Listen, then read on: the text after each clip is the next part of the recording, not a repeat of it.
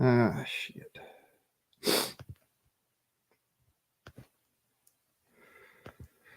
I uh I got some shit for y'all that you're about to fall over when you sees it. Um I had this disturbing information come across my desk, as it were, about like 15-20 minutes ago. This is 5 days old information, but it's got me on a level of being worried. Uh because a lot of us being YouTubers and whatnot, we exhibit these same kind of behaviors, even though we're not going and doing harmful things. It's a matter of we exhibit these same behaviors, and to some folks, for the most part, us, the guard, for that matter, we don't go and do this stupid shit. We don't go and harm people because that's not what we want.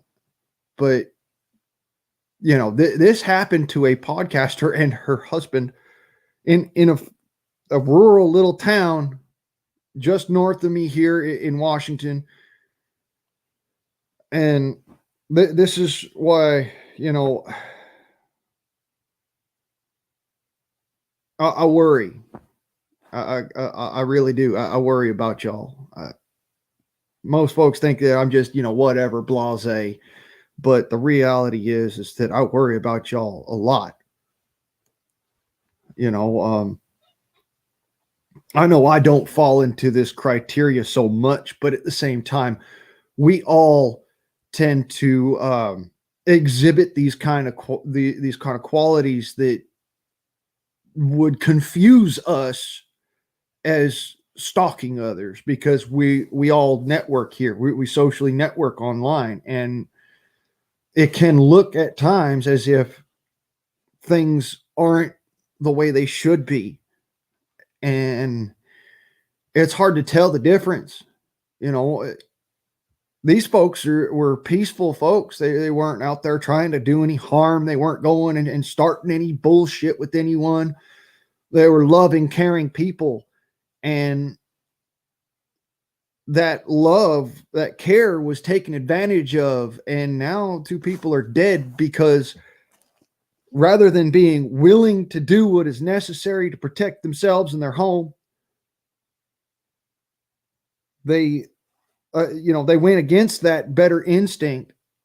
And this man showed up to their house, and he broke in through a bedroom window. And when this sort of stuff happens, when it's not just somebody knocks on your door and hi, my name is da, da, da, da, da, da.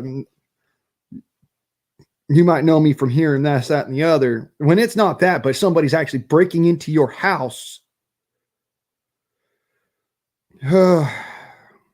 there's a difference. You're supposed to respond a different way.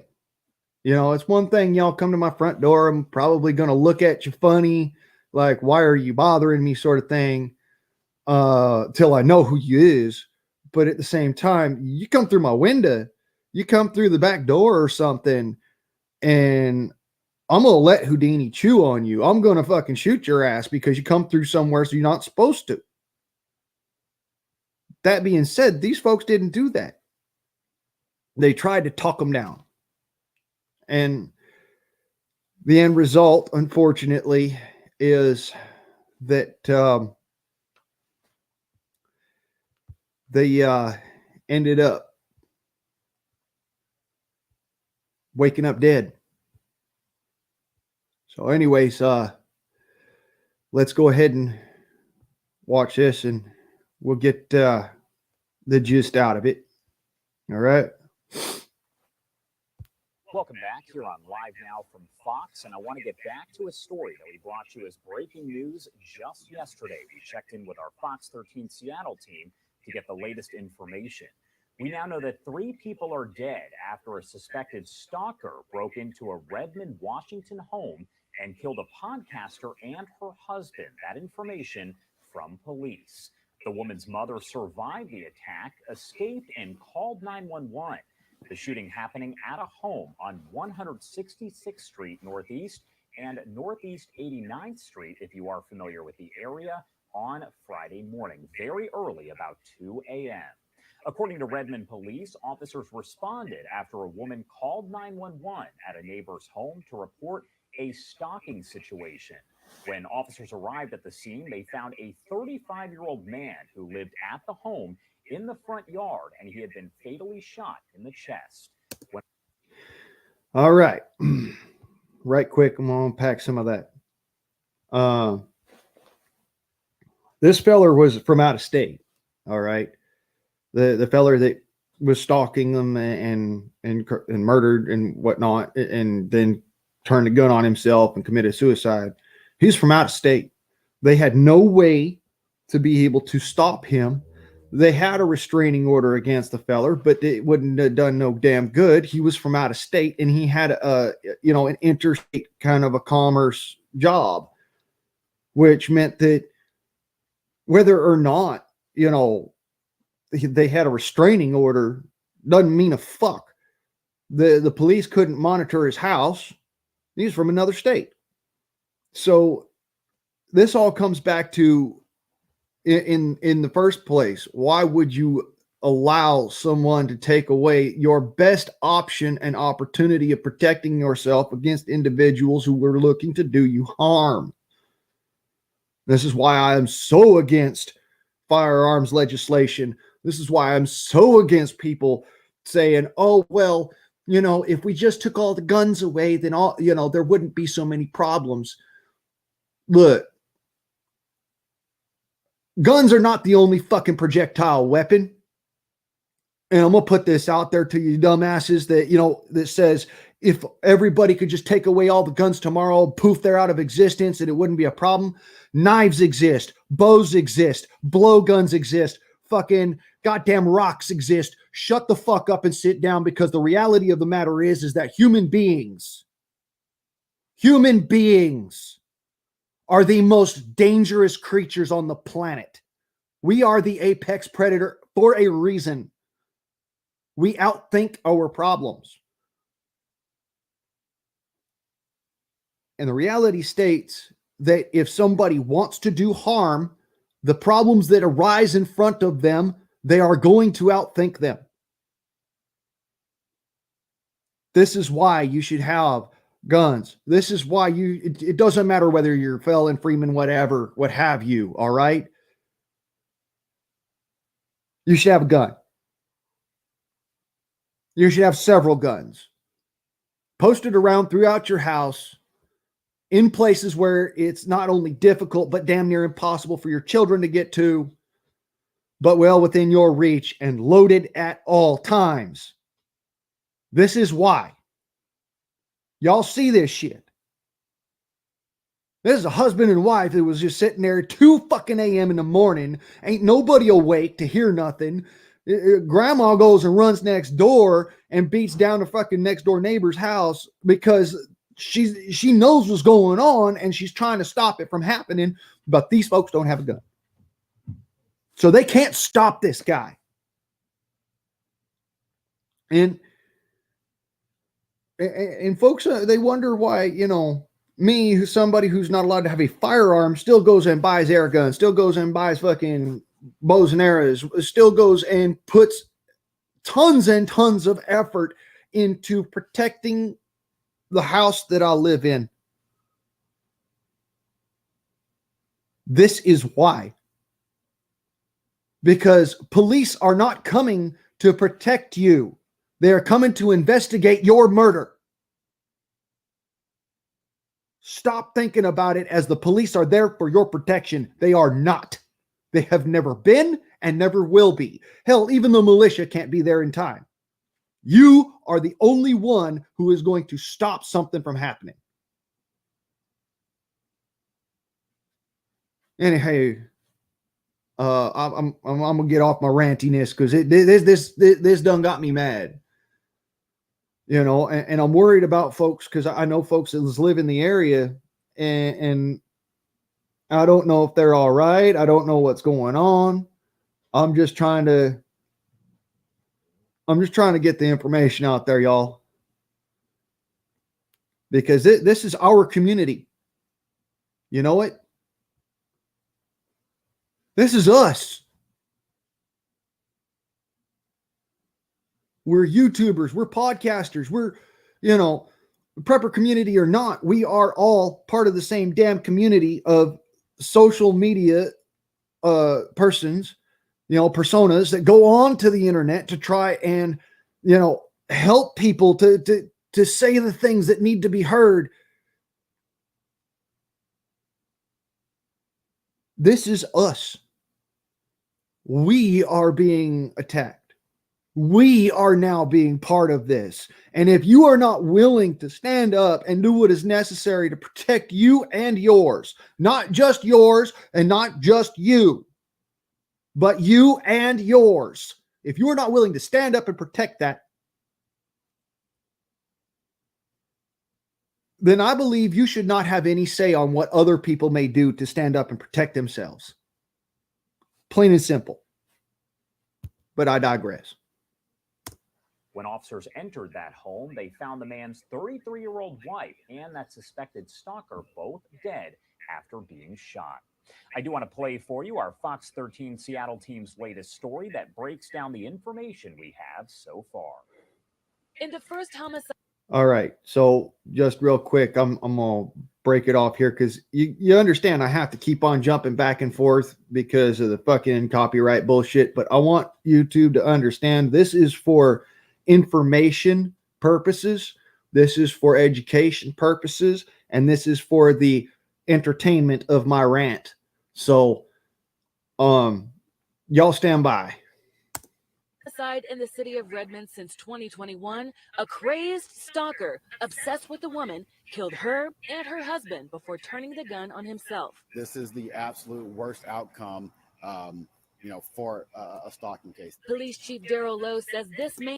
All right, this fella right here went and killed these people. Now, when he says this is the absolute worst outcome,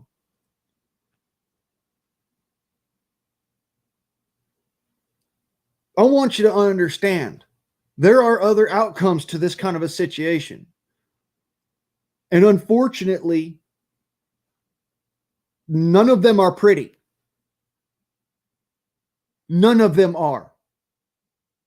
Even the best outcome of it all, you break someone's heart.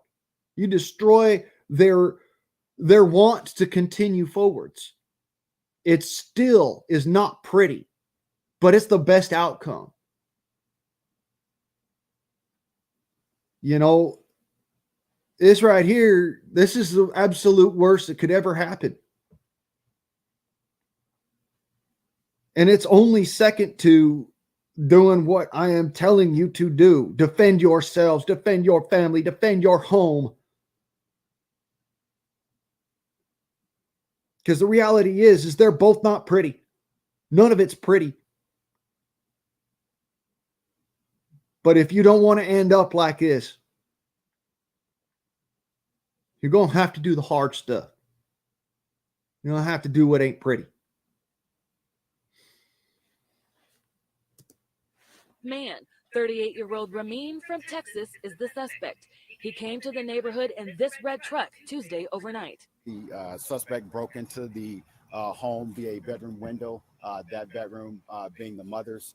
She did encounter the suspect. She was aware of what was occurring, and she knew or realized that she needed to get out and get help. Police say the mother of the wife ran for her life to a neighbor's house to call 911.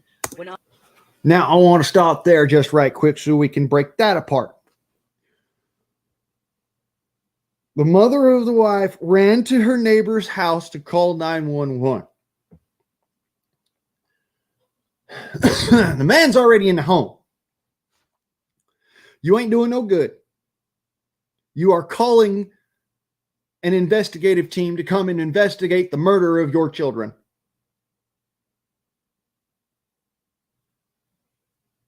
I'm going to let that sink in real fucking hard right now so that it really gets an impact into what's going on here. You are calling somebody to investigate the murder of your children rather than shooting a cocksucker who decided to come there, break through your window, and cause your children harm. I just want to make that clear. This is why I advocate for guns in every fucking room.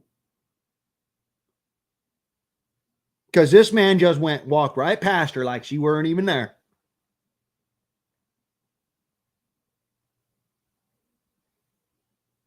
I mean, otherwise, how would she get out of the house when this man is armed with a gun, right? Other than he has fucking goddamn gone tunnel vision and ain't fucking paying attention to fuck all else. You had to drop on the man. But instead, because of your sensibilities or what have you, you didn't have a gun to hand, and you could not stop the threat. This is why I says don't call the cops. Call 1911. Don't call the cops. Call Deuce 5.5. You got to understand, there's a reason behind it, and it's not because I hate any person in particular. I hate what folks stand for a lot of the time. When officers arrived, the mother and neighbor led them to the home. As officers approached the front of the home, a male later identified as the husband of the victim was seen in the doorway. As officers tried to communicate with him, he collapsed and became unresponsive. Officers evacuated him from the front of the house and realized that he had been shot. First responders performed CPR, trying to save his life, but he soon died. And there again, the man came into the home with a gun.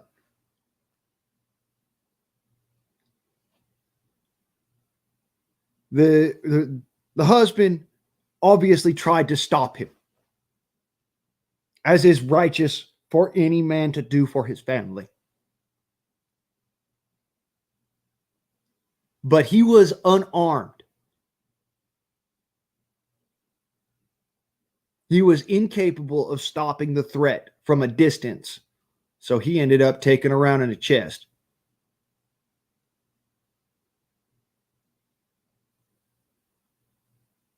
This is why what I got to say about it. Fuck the bullshit. Before they come in the house, you hear tinkling glass. You hear a fucking window open. Ain't supposed to be. You're the person in the room where they're breaking into. You need to have a gun present. So say they go in through your children's room. When I was a child, my dad had a policy like this. We had a gun in every room. There was a gun in my bedroom. There was a gun in my little sister's room. Of course, it was out of reach to us unless we struggled to get to it. But it was there. Both of my sisters were taught how to shoot a gun. I was taught how to shoot a gun by my dad because of situations like this. And we lived on the second fucking floor. All right. My mom and pop lived down, on the first floor. That's where they had their rooms. People didn't break into our house. They were afraid to because of the retaliation that could possibly come of it. To this day, I still keep a gun right the fuck next to me. And if you think I'm a lion, there you go. There's 3 of them. The reason particular is illustrated by what is happening here in this particular instance that's being reported on, and I'm trying to show y'all. I worry about folks specifically because I can't just poof, I'm there. That's the same for police, they can't just poof and be there. This is why you need to have a gun.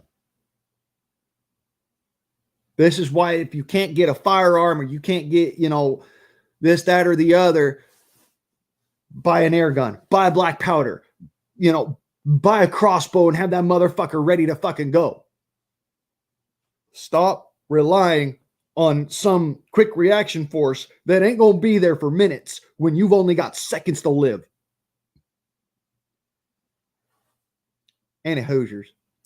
During the investigation, officers found the man's wife shot in the master bedroom, Ramin dead from shooting himself. The petition for a protection order, filed on March 3rd, says Ramin would leave the woman voicemails more than 10 times a week, sending gifts and flowers to her home, even saying he hired a jazz band to play outside her house for 2 hours, but then called it off. The documents say the suspect would also leave her husband 20 messages a day. He even found her friends' addresses and phone numbers without their permission. Chief Lowe says a restraining order was officially filed with the city's prosecuting attorney's office with a hearing scheduled for March 17th. So I want to point this out to you. Here's all the documentation says they had a restraining order. They had all the legal means that they needed for the police to show up and drag this motherfucker off with bullet holes in him in handcuffs. What good did it do?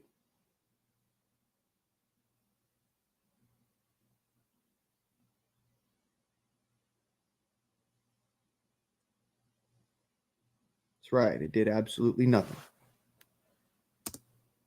Restraining order is simply a piece of paper that allows officers to take enforcement action should a suspect violate the court order, but a piece of paper does not protect a person when someone is intent on causing them harm. I want to go right back to that. A piece of paper does not protect a person when someone is intent on harm.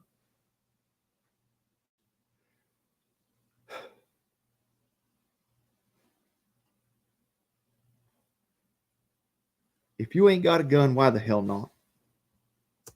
Chief Lowe says it was challenging serving the order to Ramin because he was a long-haul truck driver, always traveling the country for work. It was difficult to, I'll say, pin him down to a location. It wasn't as though he was local and we had a local address to where we could either do surveillance or find him, serve the protective order, etc. He was in a different state, traveled across the country as part of his employment. So that was the biggest challenge. Chief Lowe says the woman and her family worked very closely with detectives since becoming aware of the crazed stalking situation in December 2022, even adding extra surveillance cameras to the home. In this case, the victim did everything that they possibly could. Unfortunately, this person... Bullshit. The victim did not do everything they possibly could on one account. This motherfucker came into their home armed. They did not shoot him before he shot them.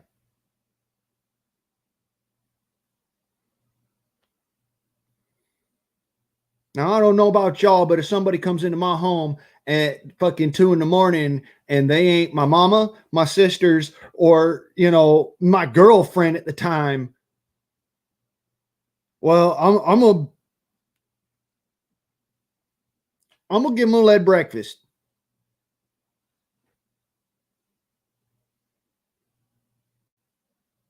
No questions. Not waiting around for you to try and explain shit to me. No. I'm going to blow your motherfucking brains out, and then I'm going to ask for the fucking cops to come and clean up the mess off the floor. Because that's what they do. They ain't there to protect nobody. They sure the fuck ain't serving us nothing.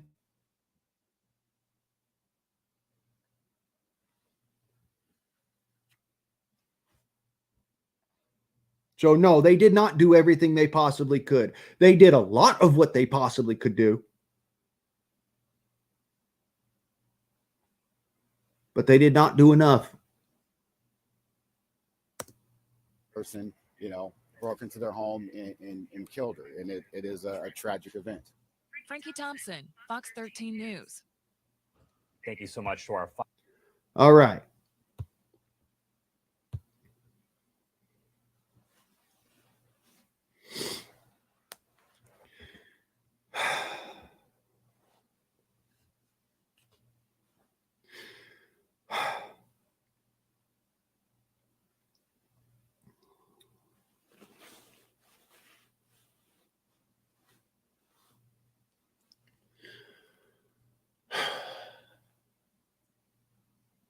I'm worried, you know it. We have several friends that lives up in the greater Seattle area.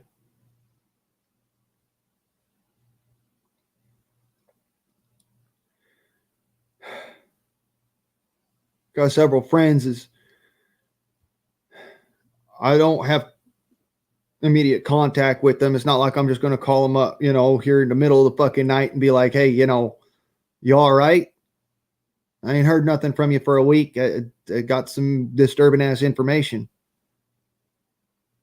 I sent out a text and whatever, but be that as it may, it ain't perfect. It's a text message. They can choose to look at it or ignore it. But that don't make my worry any less.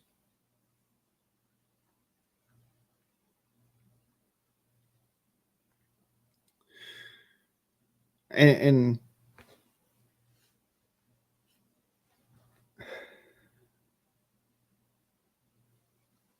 all else I can say is I've been the victim of a home invasion. All right, I wear the scars on my chest and on my abs from that day. Nowadays, that's why I have the immediate response that I do.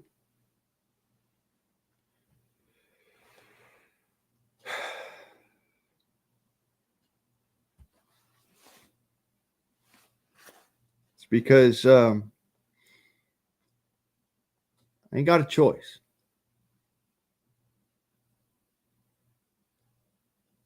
These folks were not expecting trouble.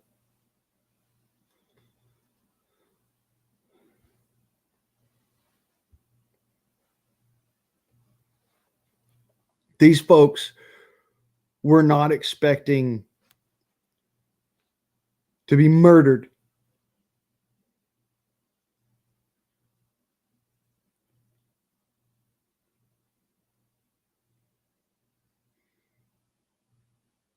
I expect that motherfuckers come into my home, they're going to be scared.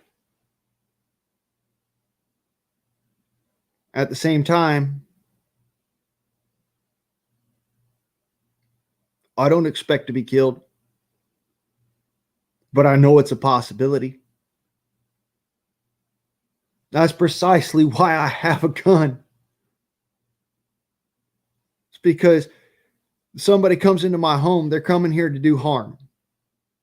Or I know them and they have nothing to fear.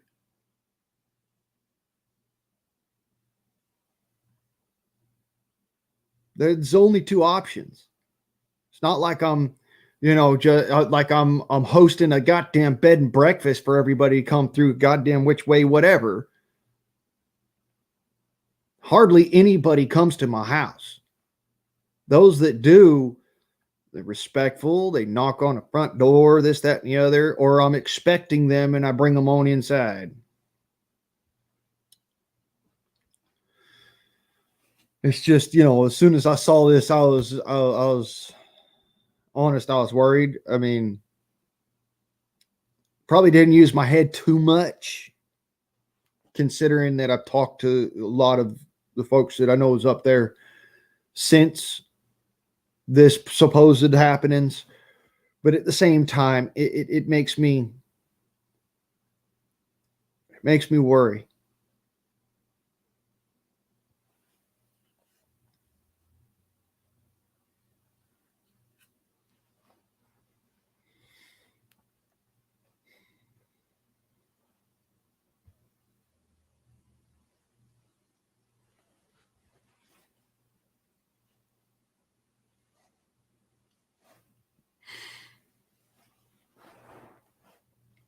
Same here, Alice. Same here. Family, my family's Holdens, my dog, me, my neighbors.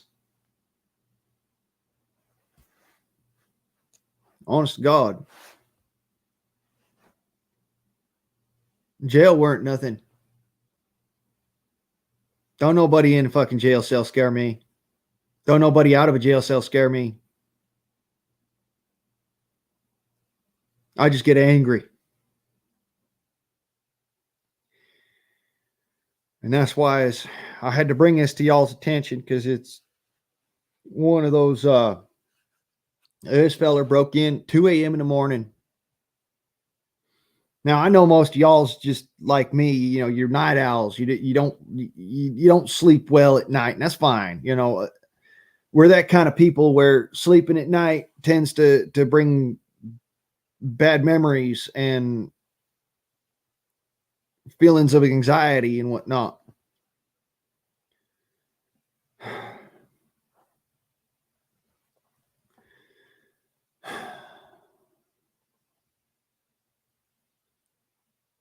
The fact of the matter is,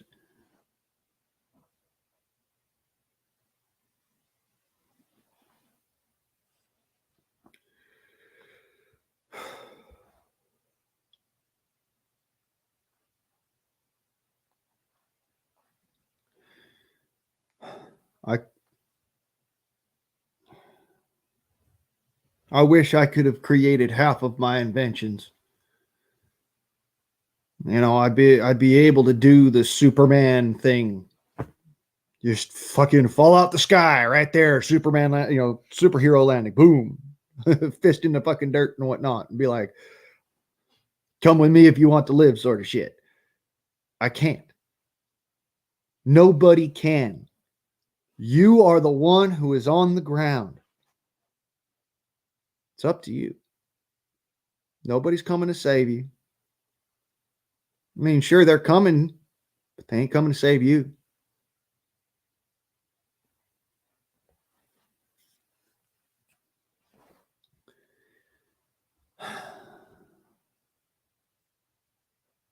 I'm going to tell you what, my lawyer told me.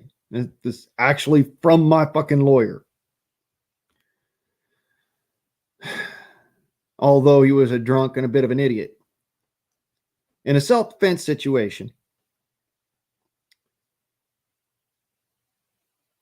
within the confines of your own home, it is best to only have one version of events, one story. If that version of events, that story, is the cameras, all the better for you, because it's irrefutable, because it's on a security camera, a type of camera that does not allow for alternative software.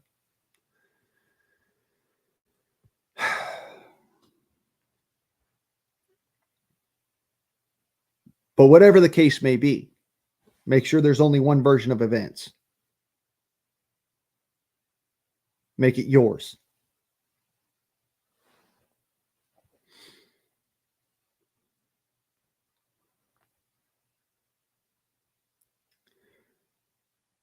I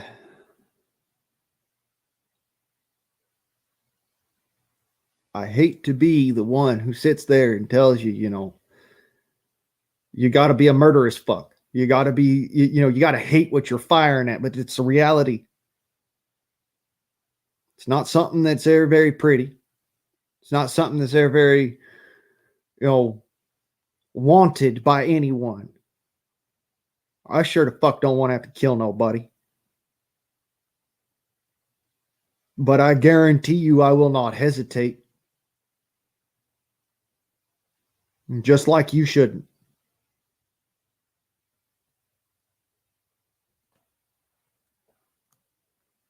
These folks either were completely unarmed due to choice,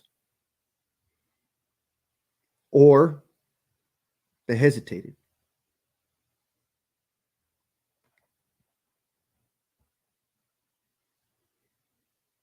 You can't hesitate.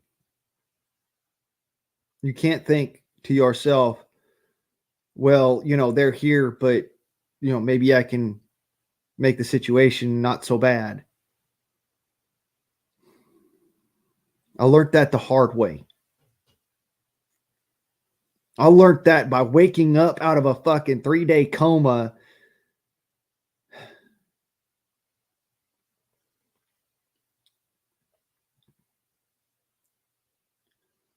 with a 36-inch fucking suture on my guts,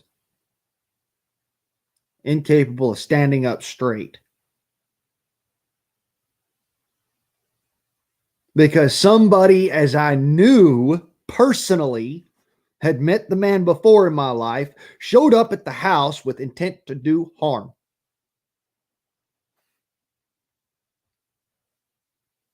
I thought I could de-escalate the situation. Turns out it doesn't work that way.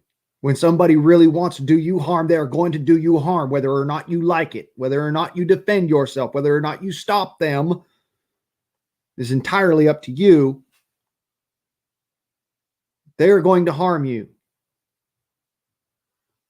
Far better it be psychological and emotional damage than it be physical. Because trust me now and believe me later, I would be out there fucking working in the workforce right now if it weren't for the fact that I can't lift more than 15 pounds over my head.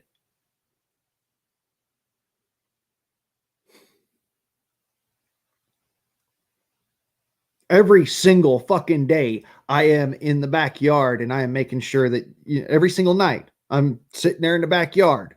I'm making sure people ain't fucking with my chicken. I'm making sure that people ain't fucking with my yard. I'm making sure that people ain't coming in through there and doing the silent shit, trying to break into the house.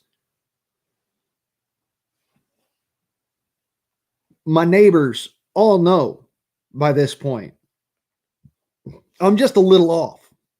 All right. I'm a little eccentric. I don't like people. I don't bother people.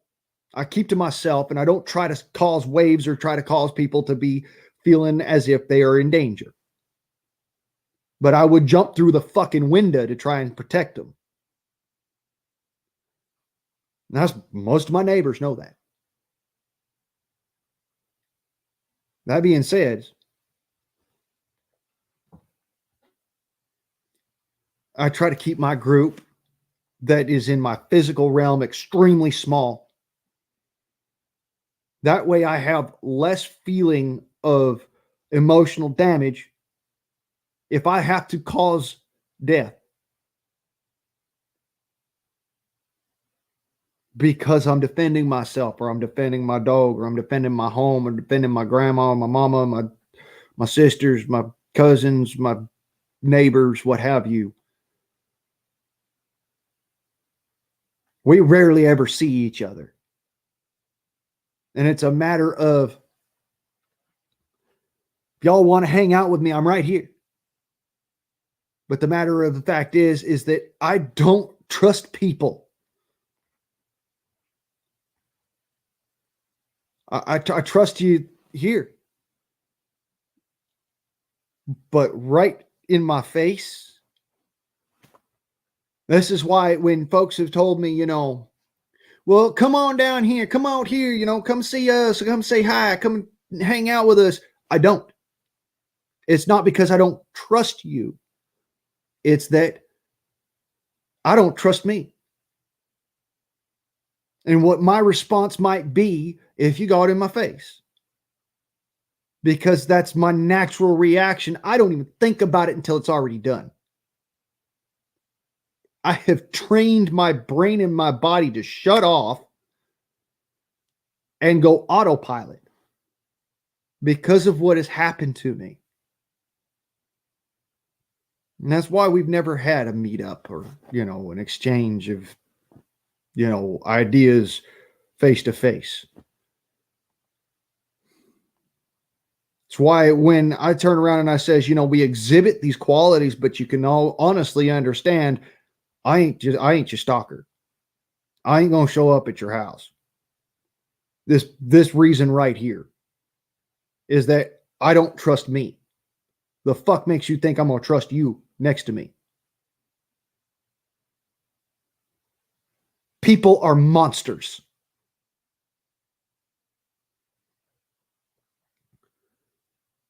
And it's just a reality. You know that the worst fist fight I've gotten into, other than the one where me and feller down in Watts got into that fight, the worst fist fight I ever got into was with my daddy. Motherfucker kicked me in the balls so goddamn hard it made my ears pop.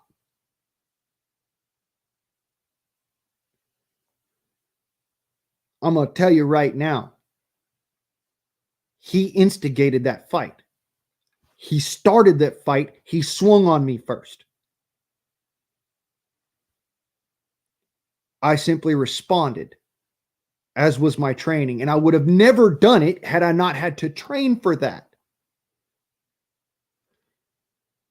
And that's why I don't trust myself around other folks. That's why I don't trust myself around my mama even. I'd never put hands on my mama. Not in my right mind, for damn certain. But I just got to put it out there. I don't trust myself to not snatch a motherfucker up who puts hands on me or puts their finger in my face.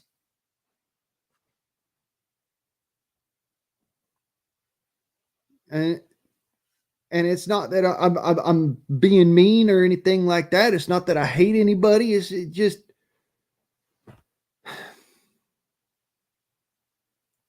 it would actually hurt me more to respond that way than it would hurt the individual I'm fighting against, because it detracts from my moral character. That's why I don't like fighting. That's why I don't like fucking having to talk about these things. That's why I don't like, I don't like looking like the stalker or the crazy motherfucker, or any of this shit. It's because it's my moral character. I don't want to look like it. I don't want to be confused of it.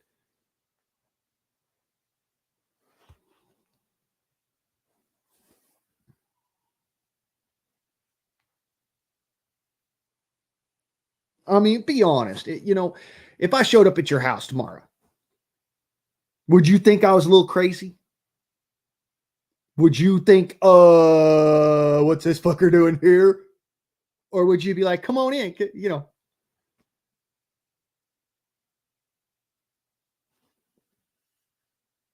Because I'll tell you how I answer the door. I stick my foot behind the door about this far before opening the door. And then I crack it that fucking wide. Whether or not there's a screen door on the other side, open or closed, that inside door goes that far. And if somebody's going to try and kick their way through that motherfucker, they got a rocket coming up their ass. I'm serious.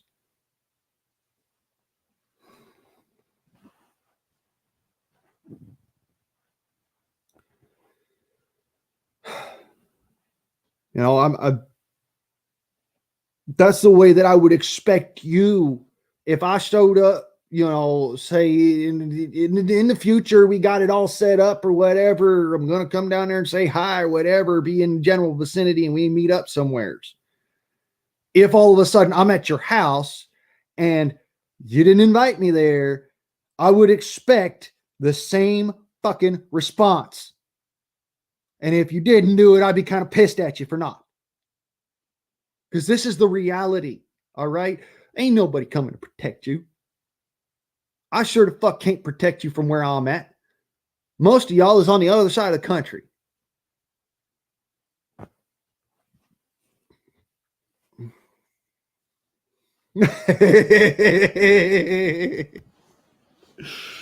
Steve, let's just be clear, brother. I would never go to Hawaii. Ever. I couldn't afford the plane ticket. And I wouldn't take a plane, so there.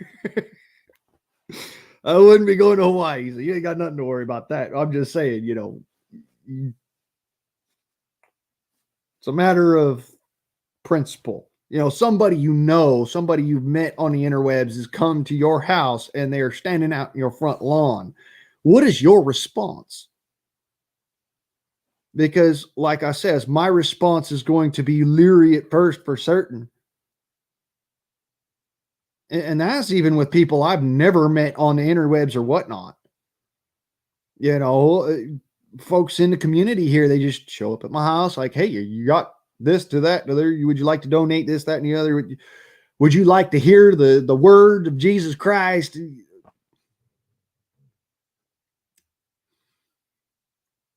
I had some LDS show up on my front porch a couple days ago. It's kind of funny. They shows up and they said, would you like to take a moment to hear the word of Christ? And I says, a moment? Nah, I'm good. Y'all have a nice day now. These motherfuckers turned around and walked off like they didn't understand or comprehend what I was saying. I live constantly talking to God. I live constantly talking to the ancestors. I live constantly in the spirit. So coming to my house and telling me, would you like to hear the word of Christ? Would you like to take a moment to hear the word of Christ? It's like saying, well, you can look at this here scone, but you can't have none.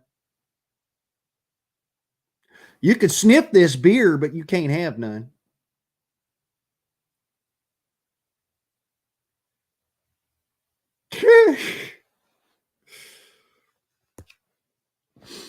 See, Alice, if I ever come to your house, I guarantee you this. You will be literally dragging me there.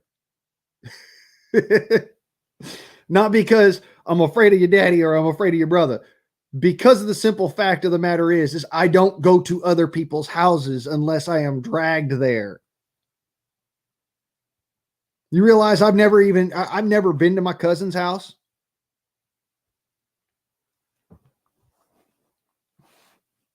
You realize when I come to when I go to my grandma's house, I park across the street until somebody walks out and takes me out of my car to the fucking house. This is my grandmama's house. I'm welcome there any day of the fucking week, month, year, or what have you. I'm welcome there no matter fucking what, and I know it. Does that change goddamn thing? They sure the fuck don't change my principles. If I were to show up at a friend or a family member's house, it's that simple. I'll wait outside till somebody come over and say, yo, Blaine, what you doing, man? You sitting in your truck? What the fuck, man? Come on inside. It's literally that level of I'm not showing up at your house at your front door. I'll park outside and I'll sit there and I'll wait until either one of two things happens. The police show up and ask me to fucking leave, or you come out and you says, hey, Blaine, what are you doing out here, man? Come on inside. It's that simple.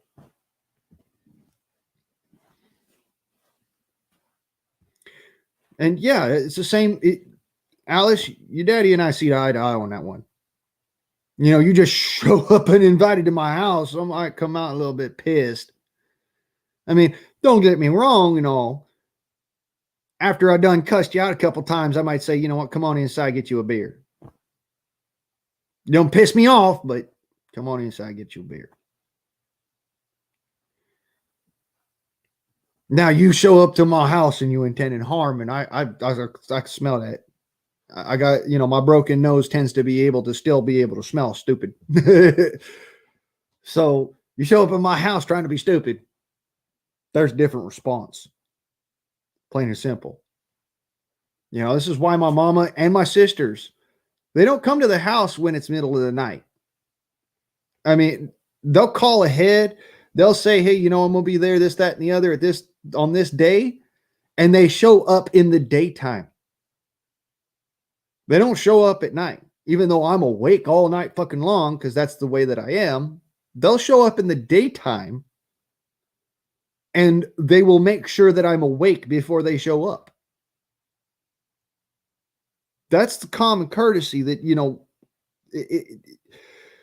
we need to be having more as a society. so that confusion doesn't happen, so that we don't end up in situations like, unfortunately, what happened with this couple. And my prayers go out to them and their family. My prayers go out to those who we've not had contact with that live in the same areas, because unfortunately there is not much you can do. You know, we're all we're kind of stuck in it. Me and Song was talking about this earlier. Um, this country's gone to a goddamn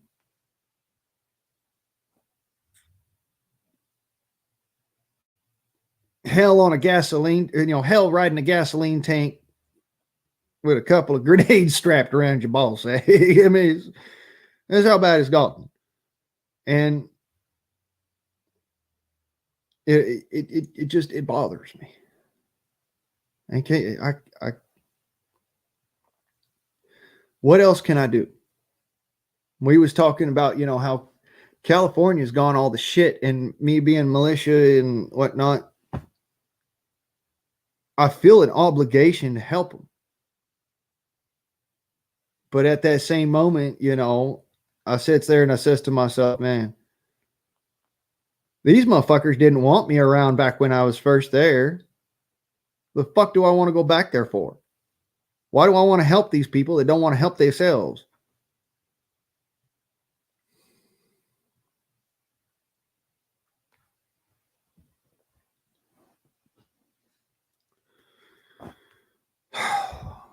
So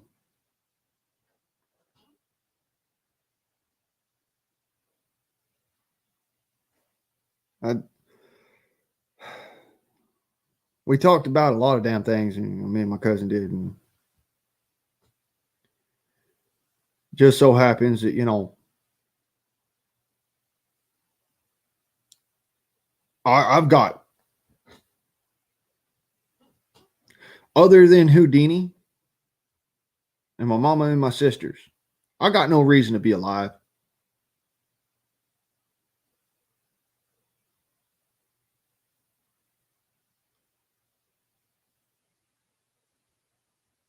I don't produce anything. I don't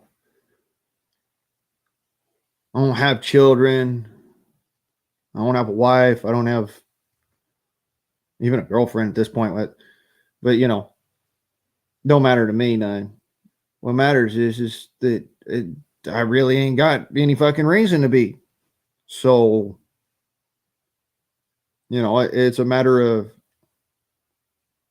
why am I so protective of others?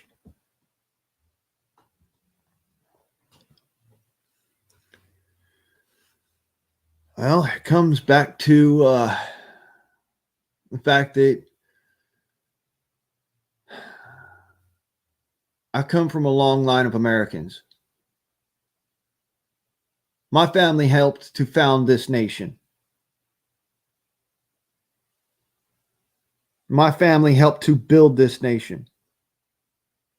If nothing else, that's what I got. My legacy.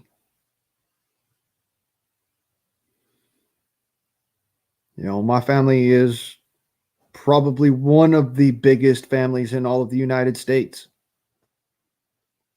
You go anywhere in the US and you'll meet a Smith, you'll meet a Price. Guaranteed. Did you know that when I was last in Arkansas, I stopped at a gas station when I was out there, and lo and fucking behold, I met a woman there. We're very closely related. I had no idea she even existed, but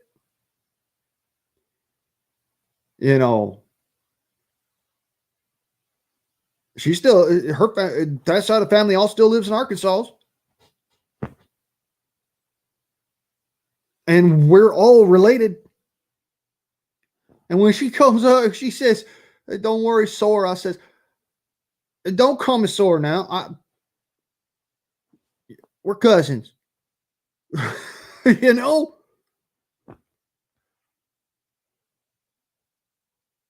It kind of hit me, you know.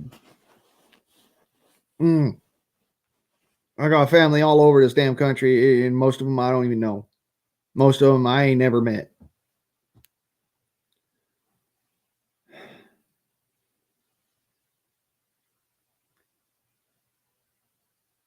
So it's a matter of, you know, I'm one of the biggest fucking families in the U.S. I got, you know, I got love for everybody. I don't care, you know, who, what, where, why, or when. It's a matter of, I got love for you.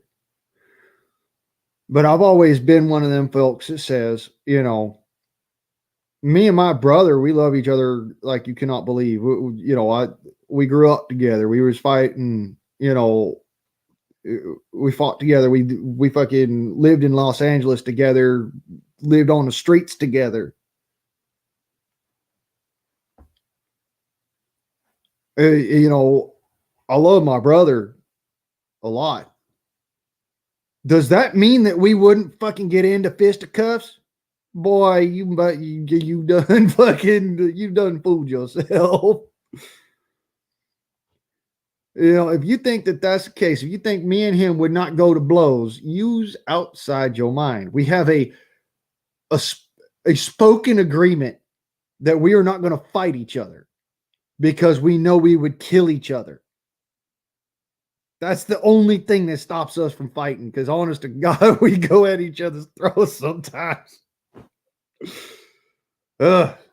But you know, don't mean I don't love him. That's my brother. Just like, you know, me and my sister do not see eye to eye politically. Fuck no. We do not see eye to eye politically. You know, if you look at me on one side of the spectrum, she is on the absolute goddamn opposite end. All right. But understand something. That does not mean for a fucking hot second that I would not drive to Portland right fucking now. If she asked me, if she called me up on the phone right now, says, I'm in danger, I need your help, I would be there post haste. So, you know, it's not a matter of we agree on everything. We don't agree on everything. We don't even agree on a fucking couple of fundamental things. But that doesn't mean that I would not be there, that I would not go and attempt to help, to render aid. So, you know, it's a matter of one of these days, you know, I'm going to do a road trip or something, and I'll go to public places and whatnot around, and I'll post it out there that, you know, this is my intent. I intend to go to this place. And if you want to come say hi, by all means, come say hi. You know, some of these places are going to be quite dangerous. I plan on going to, well, let's see here. I've already released the first 3 books in the series. I plan on doing a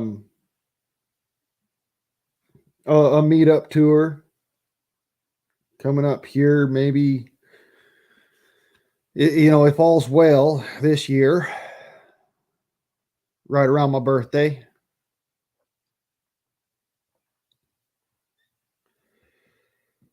So, you know, I'll make a big old freaking long, you know, I'll make a whole series of videos about that, and you know, getting out there and saying hi to everybody, and y'all can meet Houdini, and y'all can, you know, see what's going on. Probably, maybe even meet some of my family. I don't know. It all depends on whether or not they want to. It's their decision. Just like it's y'all's decision to even show the fuck up and say hi. You know, I think that it's going to be, I'm going to start the whole thing in Portland, of course, because that's, you know, that's the scene of, you know, that's the setting of the first book is in Portland. So I might as well just do that as kind of a thing. But I plan on going around to different places here on the West Coast and then taking it, you know, and just cutting a pie going across the country, different towns and whatnot. And like I says, if you wants to say hi, you wants to come and meet me, that's going to be entirely up to you. But I figure that the only opportunity I'm going to have to do all of this is going to be around my birthday, because otherwise I'm not going to, even then I might not have the money to do it. But as a matter of fact, it needs to be done. You know, I got to go put myself out there, because how else is it that you're supposed to be? Well, how else do I be me, you know? How else do I let you see that I am a tangible human being? You know, I'm physically there. I'm not just some computer generated bullshit. I mean, when I was a young man, people used to ask, because when I first put up, you know, the thing, you know, first became the guardsman and all that. People were asking me as I was on my recce class going across the fucking country, hey, ain't you the guardsman om? And I had to tell them no. I had to says to them, no, I don't know who you're talking about.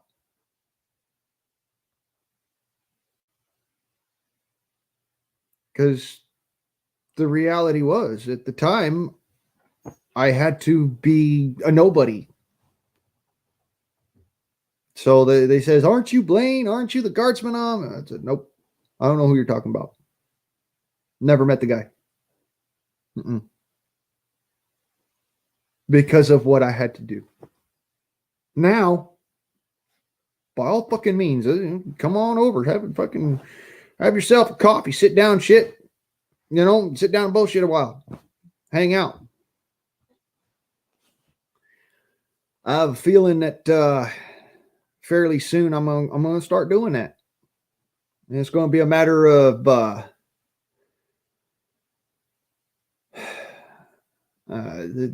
really ain't got no choice at this point. I've got to go and do that.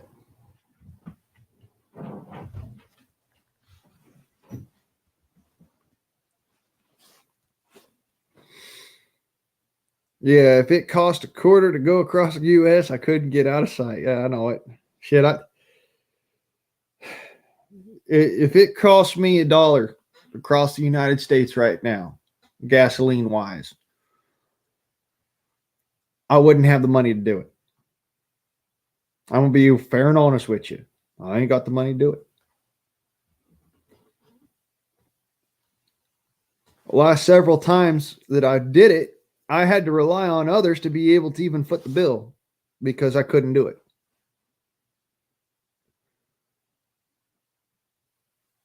But I did not ask until I needed it. That's always been one of those levels I've been on. I do not ask unless it is necessary. I will fly on you know, what cash I got in hand before I ever ask for aid or a job or this or that. I will fly on my own. Especially since most can't afford groceries. Most can't go out there and spend money. You know, they ain't got the money to spend on their own goddamn gas tank. What they gonna do for me, right?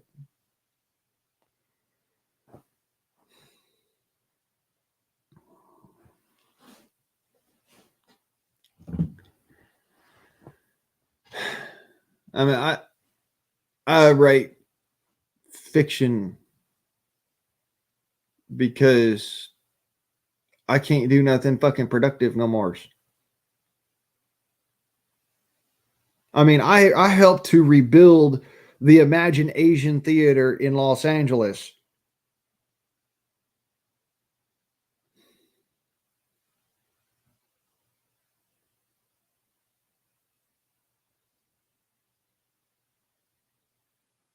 Does that matter?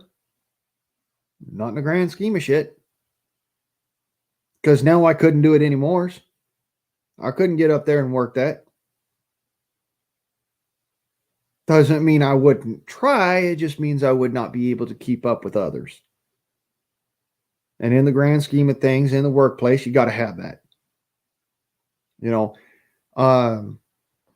when all comes back around and down to it, this is why I am the way as I am. I can't go and try and help others because I can't even help myself. Ow. Fucking suture. Yeah, share me out if you want. Shit.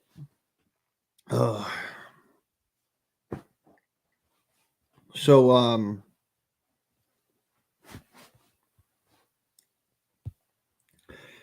I wish sometimes is we could, we had a better option, an opportunity.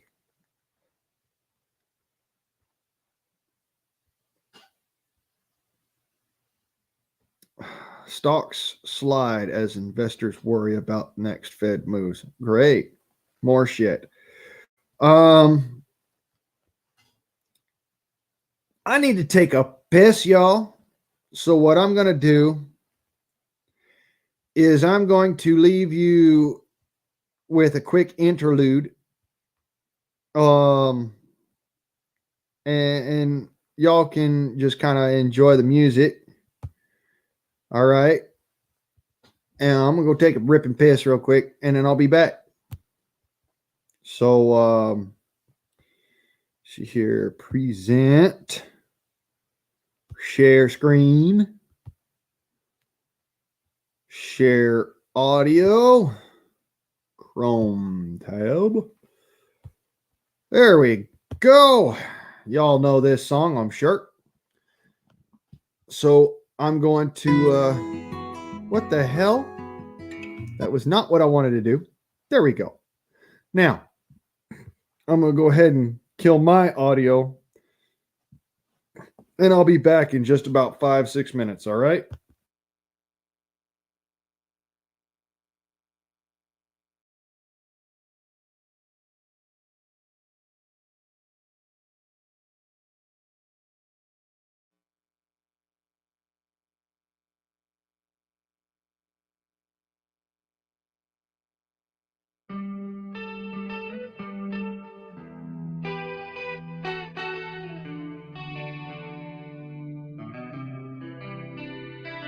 Now maybe did I mean to treat you bad, yeah, but I did anyway. And then maybe some would say your life was sad, yeah, but you lived it anyway. And so maybe your friends that stand around you watch you crumble as you fall to the ground. And then someday your friends that stand beside as you were flying. Oh, you were flying all so high. But then someday people look at you, do what they call their own, they watch you suffer. Yeah, you're going home. And then someday we can take our time to brush the leaves aside so you can reach us. Hey, but you left me far behind. Now, yeah. Did I mean to treat you so bad? But I did it anyway. Now I'm saying, but yeah. Some would say you left with what you had, but you couldn't tell the pain, yeah, mama, now. Couldn't share the pain of what she suffered. Now maybe Could have made my own mistakes, but I live what I've known. And then maybe we might share in something great. Won't you look at where we've grown? Little bit of music from when I was a young man. Comes tomorrow holds sense of what I feel for you in my mind. As a trip to fire line, that cold day when you lost control. Shame you left my life so soon. You should have told me, hey, but you left me far behind. Not me, didn't mean to treat you so bad. Oh, but I did it anyway. Not me, some say you left with what you had. Oh, but you couldn't tell me, no.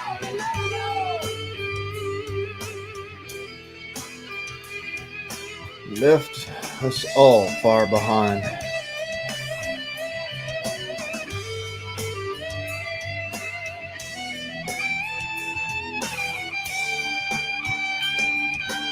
Tip my hat to this band. They are amazing and have been amazing for years.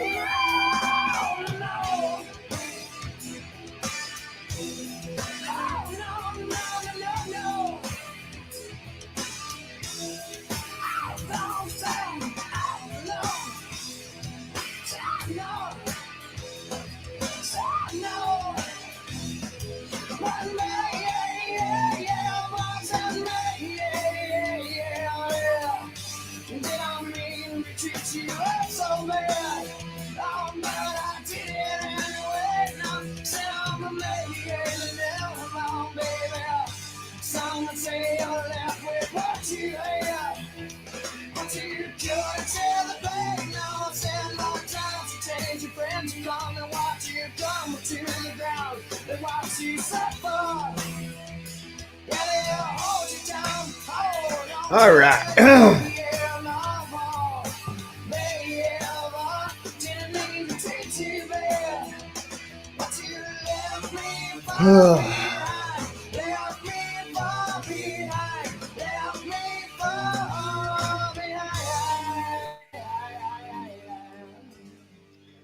That, ladies and gentlemen, was Candlebox, Far Behind.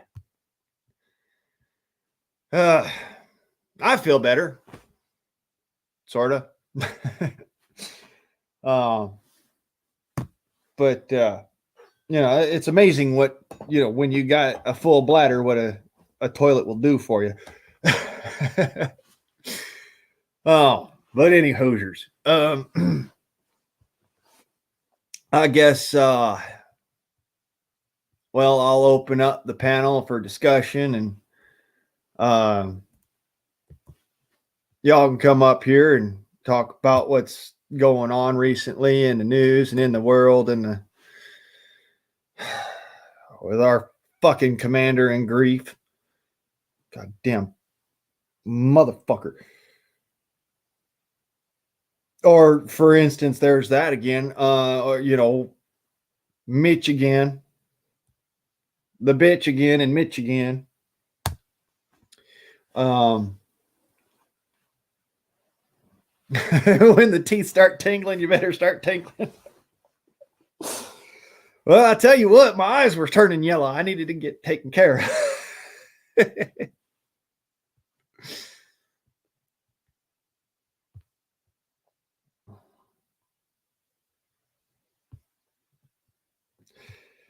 Yeah, Mr. Boobhead Chief Dumb. Yeah, y'all want to get up here and talk shit? By all fucking means, it's at that point where I said my piece and whatnot. So, like as per usual, to open up the panel to everybody, and y'all have some fun now. guess we could do ourselves a little bit of freedom for them because, you know, we need it. Especially in this day and age when folks are getting attacked in their own motherfucking homes. Keep your gun nearby. Not just nearby, but to hand. As honest to God, I could literally reach over and pick up my gun. I could reach over and pick up my gun. There, I got my two guns. You know what I'm saying?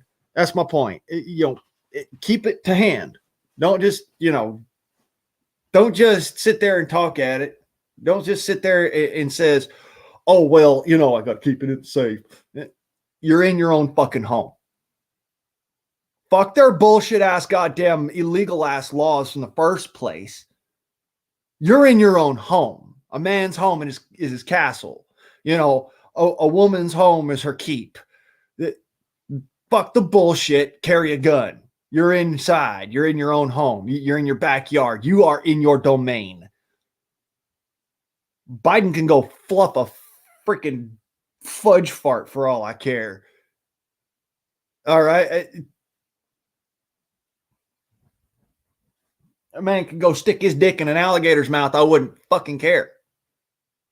Because honestly, there's nothing that he has done good for this country in the past 25 fucking years.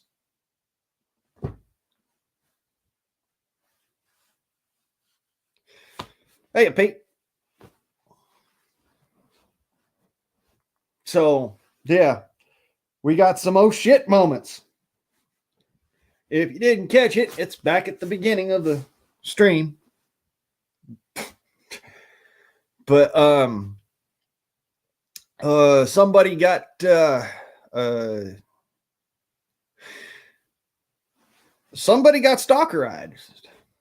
and this is why I don't want to ever come off as that. Personally, we all do the YouTube thing, and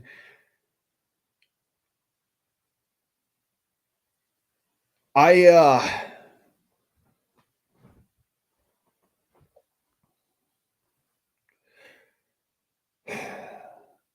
have a tendency to look like that, to act like that, just because of, the fact that I am that way. I'm the kind of buddy where if you spend enough time around me in any sense of that word, any sense of that phrase, you become my friend, and I begin to start to trust you and trust you in ways that most folks would look at me and go, well, that motherfucker's crazy, so I'm a little more quirky, and I'll let things slide that, I would not normally let slide in the public, just because I'm comfortable. Comfort tends to make people weird. Ain't no other way of saying it. It just tends to make you weird.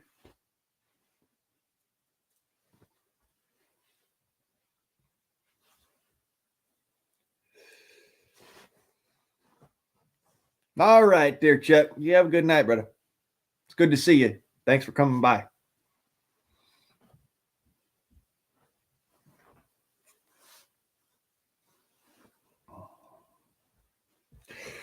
Yeah. You and me both, bro. Fucked up like a football bat. Oh, Jesus. Hey, at least you don't look like, you got hit by the hockey puck both times. I mean, I joke, but, that's really what it is. I look like I got fucking hit by the hockey puck both times, as it was going into the goal and as it was coming back out.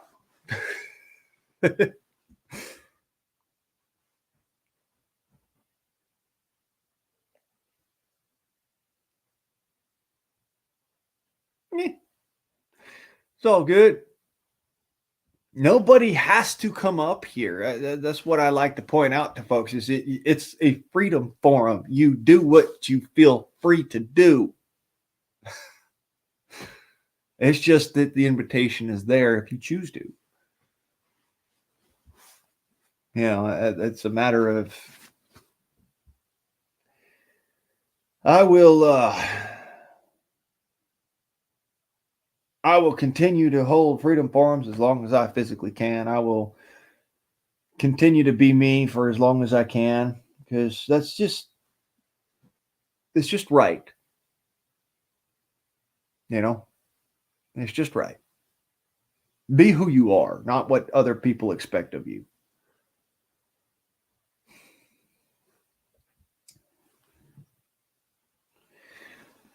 I feel a fucking need for a cigarette. No, frajolito, you know. A cigarillo. Tobacco on tap. Ooch! Stick my riffle on my back and we'll go take a walk outside. Ooch! And of course, y'all, real quick, say hi to the who. Oh, give me a sec. I'll light them up for you. Say hi to the who. And my who. And the boy. I'm a good boy, yeah? I love you. Come on, who. I love you. I love you. Yes, I'm a good boy. You too, who. I love you too. Yolanda. Yeah? Okay. Yeah, I'll let you out, but oh. You do chill. You're gonna knock Pop over. Chill. Do silence, yeah? There we go.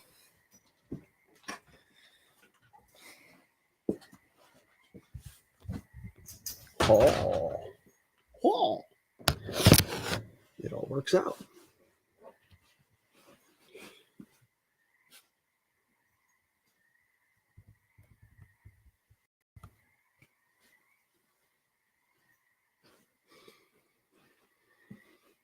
Whew. Man, it's a mite chilly out here. A little cold.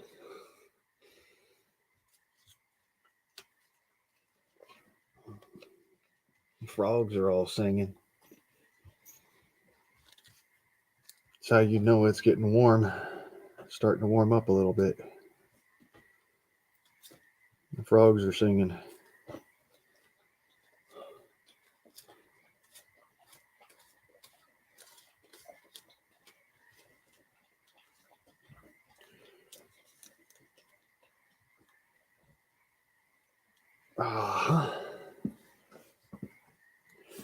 So,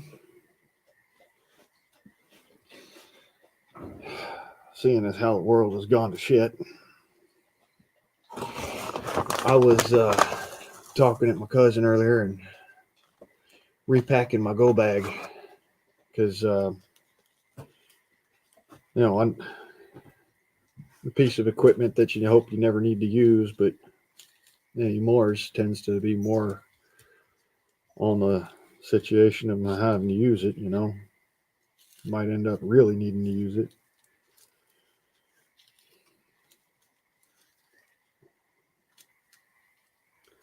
I sure in the fuck hope I don't get a call and says, Mr. Price, we are in need of your services. Because I'm going to be like, well, I'm in need of you paying my ass for it. At this point, expect fucking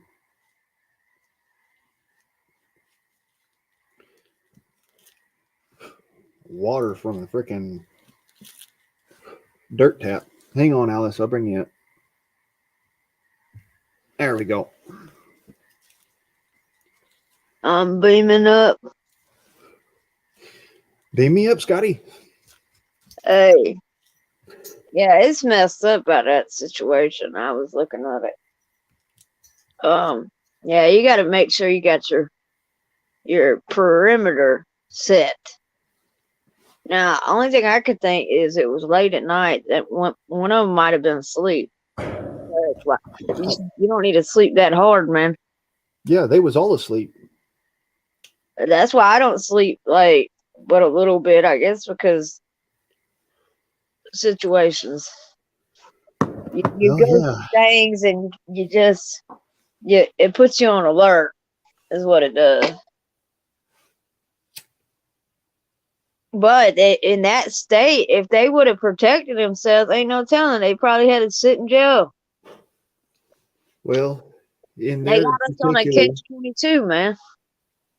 yeah, in their particular though, Alice, I would say that they would have been much happier with, and this is from my own experience, they would have been much happier being judged by 6 than carried by 12. I mean, judged by 12 than carried by 6. Oh yeah, yeah, yeah. Mm. I personally, I know I would rather be judged by 12 than carried by 6 because, The food's not bad. Yeah, but yeah, man, it sucks when you see shit like that, man. I wonder, like, in that area, the gun laws are really ridiculous. they So are. it's probably really hard for them to have something. Well, let me put it this way: the gun laws up in Washington are just about as harsh as they are here in Oregon. Yeah, and that puts a person like that, like them people, at risk. It's like they're setting people up to get hurt, man. And that's why, as I advocate for air guns, you I can have an air advocate gun for sent anything. right to your house, even if you're a felon, even if you're a violent felon. You can have an air gun sent right to your doorstep. Well, I look at it like this: anything, anything. Like, because I've been in a situation like you where somebody came in the house, and like, I think once you go through something like that, I got weapons in certain areas that if I had to grab something, it'd be there. Like, I got baseball bats, whatever. Okay. If you can't get a gun, there's other things. Right? No, I I got mean, golf clubs. I will go four. I'm ready for the zombies. Okay, the real zombies. I got I'm a ready. machete sitting here in my smoking area. I got freaking my air gun sitting in the front room. I got my bows and whatnot in the back room. Yeah, that there's not. If you can't get that, at least you got something. Like, I Yeah. keep something somewhere, and my kids know not to mess with the stuff. They know why. Um, and they know that there's some bad people out there. I feel sorry for if somebody comes uninvited. My daddy, he is a nice man, but he got a rough side. As all men should. In Yeah, my I think it's necessary. in my opinion, and this has been voiced before by others far greater than I. We sleep safely in our beds at night because rough men stand ready to visit violence upon those who would do harm to us. Yeah, and these people, like these people that are the politicians, right? They kill me. Like, I was looking at Biden's little Twitter. He's tweeting, and he was talking about, I'm putting an executive order for assault weapons ban. I said, I need an executive order to remove you. You know what? I think we should give Biden one of them taser flashlights like what Steve's got. I think if he's gonna take people's guns away, he's got to go first. Well, the way, you know what? He can't have no more Secret Service. He can't have no more any of his security cannot have guns anymore. I think that's what it's going to take. We got to be like, well, if y'all going to make any more gun laws, then all politicians have to give up their guns, like their security. Yep. I think that's what needs to be made clear to them. That y'all can't have protection if we can't. Mm-hmm. Enough of this fucking bullshit of rules for thee, but not for me. Exactly. Enough of that bullshit. I mean, it says shall not be infringed. It's clear as day. We should be able to remove anyone that's trying to violate constitutional rights. You know, Period. I agree. This one guy was like asking me to tell us, he's like, why don't you run for the government? I don't want to run for the government. I'm a woman. Get some men. I've had people ask me why I don't want to run for the government. You know what I says to them? What? I have no right to dictate to you what you may do with your life. That is yours and yours alone. If you're Well, asking me to tell you what to do, then you're asking the wrong person. well, we need more constitutionalists, like people that actually understand and adhere to the Constitution. Man. That's the problem I see. We got too many people getting in places that don't even know what the Constitution. Did you see that person that's I guess it was a judge that they're trying to get in? That person didn't even know what Article 2 was of the Constitution. How the hell did they pass their bar? God only knows, considering that, every politician that I've seen thus far can't tell me what the fucking real definition of the Second Amendment is, and I could have told them that when I was 3 years old. Well, the real definition is you can't take shit. Real definition of the Second Amendment of the Constitution is being that the people have a responsibility to protect themselves and the nation as a whole, they have the right to keep and bear arms at all times, regardless of what any politician may say. And that if any politician should bring laws against that, then they have committed an act of treason. That's literally what it is. Yeah, nobody's been holding them accountable. What I don't get is how they can implement policies that harm the American people and get away with it. I'll put it to you this ways. Why should I ever trade one tyrant 3,000 miles away for 3,000 tyrants 1 mile away? Far better would it be for me to judge my own destiny and to govern my own self. Those are the words of Thomas Paine. And he says we ain't that far from riots, so we ain't far from our country collapsing, to be honest with you. 300. We ain't far.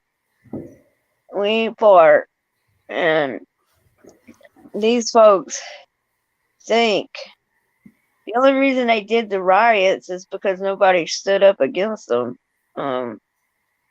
If everybody in Portland just took a stand, because like when they tried to do that shit in I think it was Wisconsin, the natives that were in that area, Antifa, they made a line. The natives in their neighborhood, they made a line with their AKs and everything and said, if you cross that line, your ass is mine.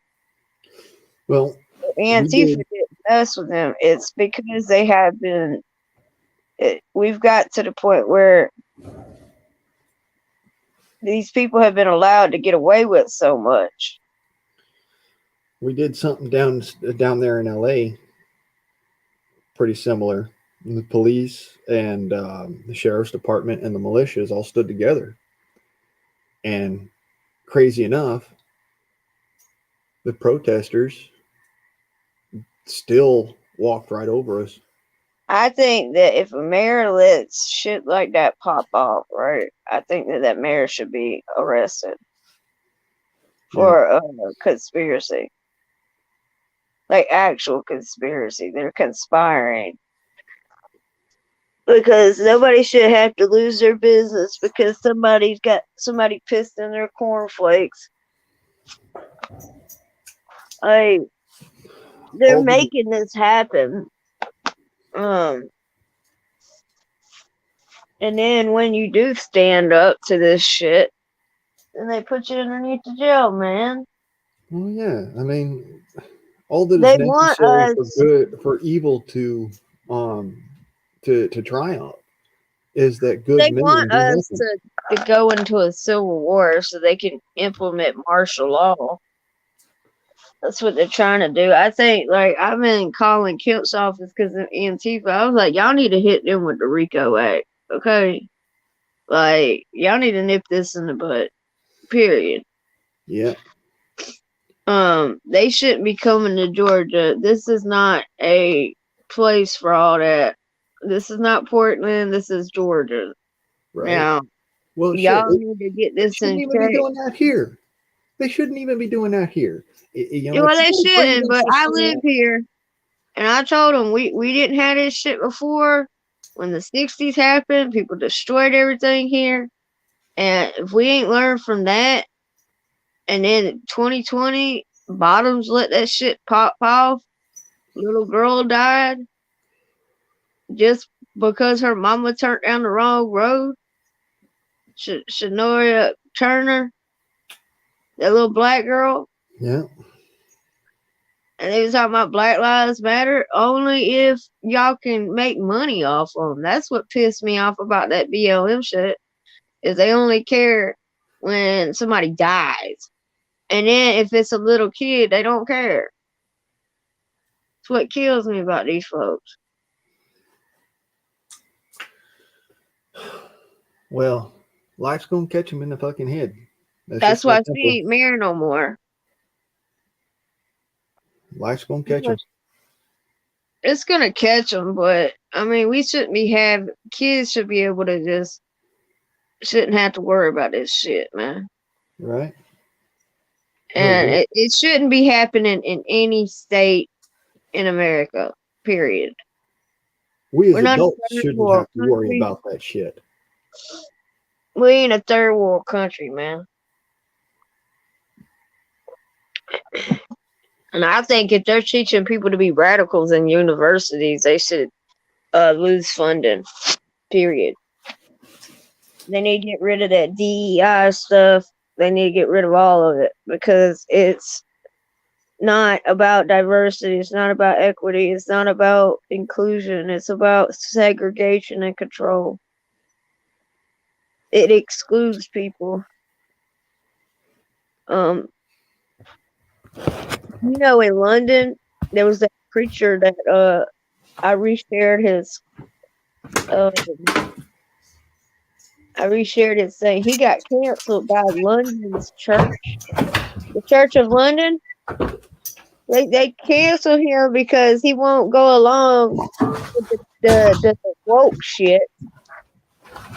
And it was a white priest lady who was telling him that he didn't understand racism. Like she was gonna educate him, and he's half black. He said he couldn't understand racism. Like, you're being racist to him. Are you kidding me? It's like their brain is fried, man. These I call them the left because They left their they just sensibility. ain't right in the head. Okay. And I mean, like, not in a good way, a bad way. They're not right in the head. Yeah, they calls them the left because they ain't right. In the head. Yeah.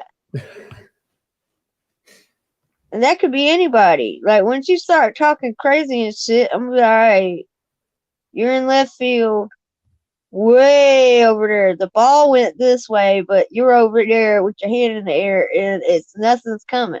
All right, you missed the bus. Yeah. Like 20 years ago, you missed the bus. Why are you still standing here? That kind of shit.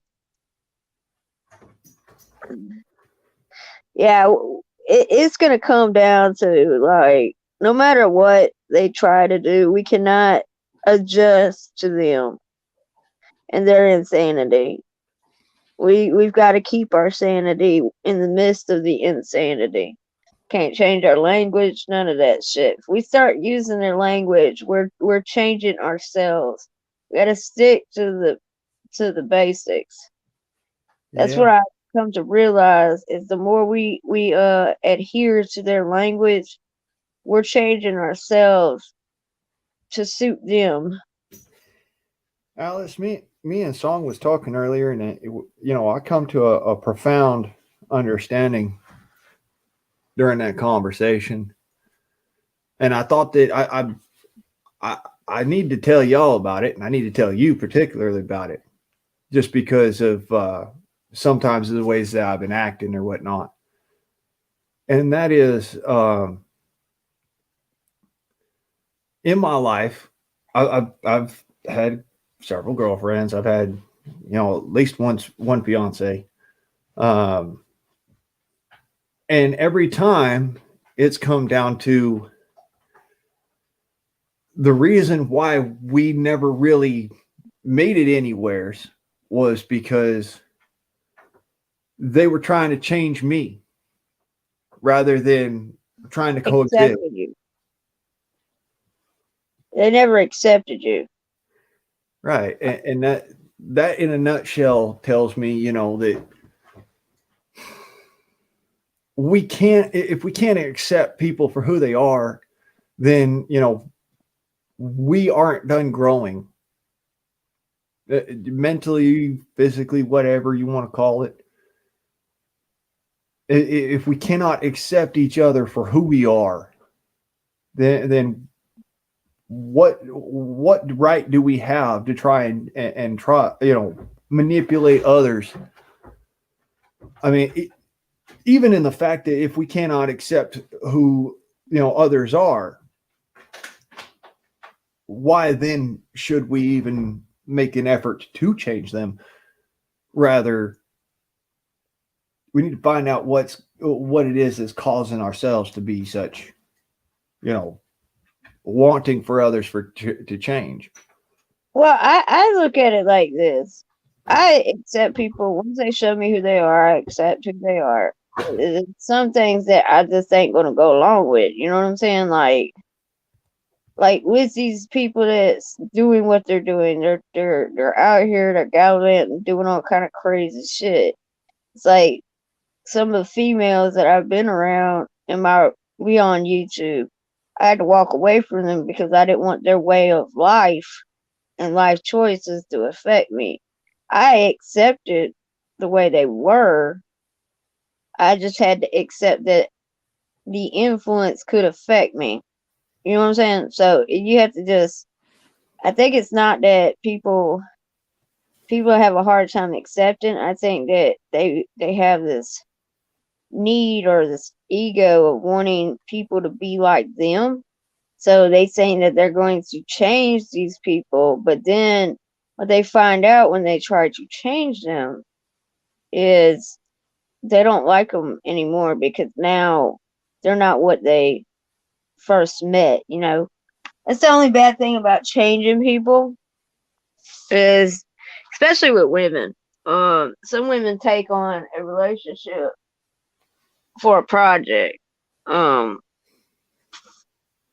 they want to fix something, right? Sometimes there ain't no fixing it, but they got it in their little bird brain. I call it the bird brain because it's just choo choo choo choo choo choo. They're chickens, okay? Women are like chickens. They just always pecking around the hen house, right? So some of them want to fix men, which I find interesting, right? If you gotta fix him, he's not gonna be the one that you originally got with. Now, inspiring him to do better things and innovating himself is one thing, right? But actually trying to break him down to mold him, that's not that's not going to be good for him or you. And I Right. think a lot of women fail to realize that we can inspire men to better themselves, but if she's inspiring you to cut yourself down, she ain't worth even listening to. Right. That's what women are supposed to do. We're supposed to be supportive of the men on their journey. Ways We can't tell them how to be men. ways I We was just raised can't. about it was behind every good man is a woman. Behind every great man is his woman, as in they are one and the same person.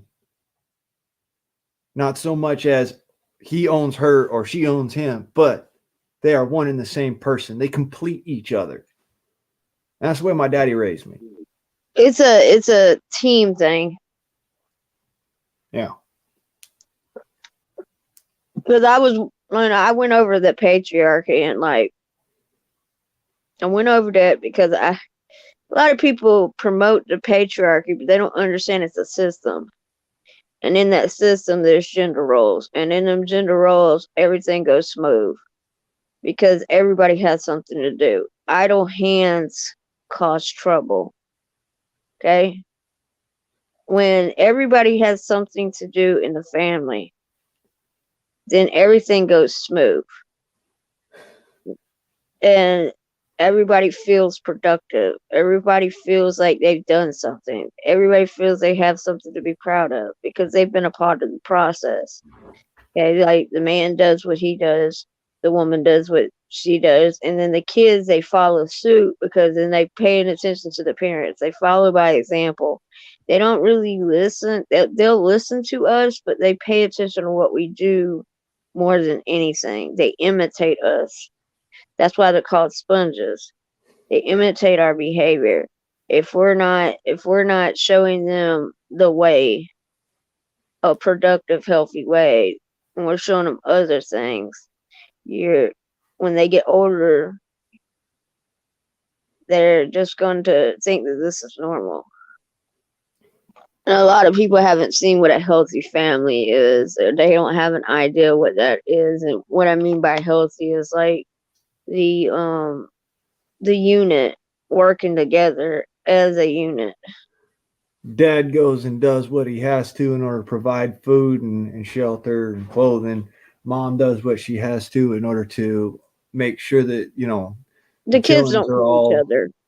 yeah, chillins are all right, and Well, if you it, don't have children, it'd be a different situation. But if you have children, yeah. even if you ain't got children, all right, even if you ain't got children, Yeah. it's a matter of the proper cohesive family unit. This is something that my aunt and uncle taught me because, mind you, they don't have they can't have kids. They're kind of like me. Um, my aunt can't physically have children.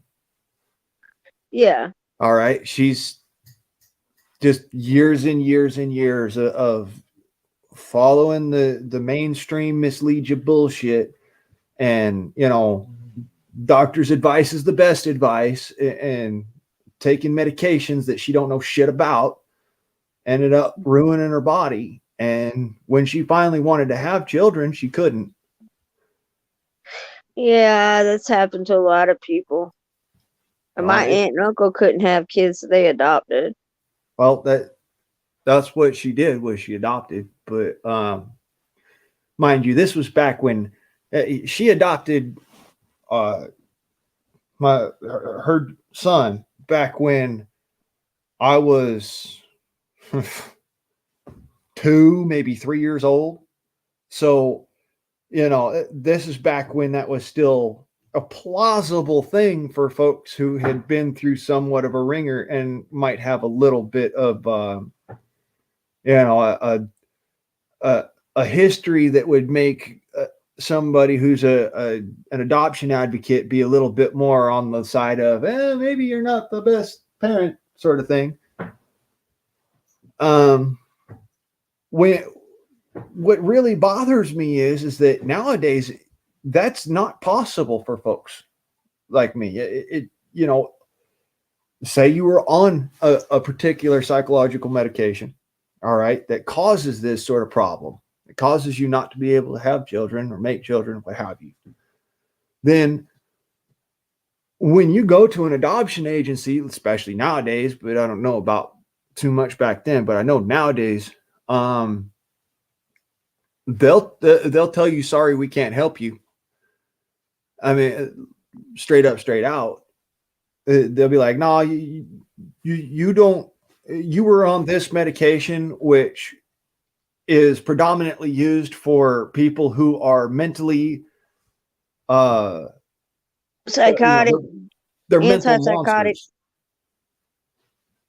Well, it's crazy because like the adoption is so strict, right? But you can get an abortion for like $200-300. It's like you're looking at $30,000 to $100,000 just to do an adoption.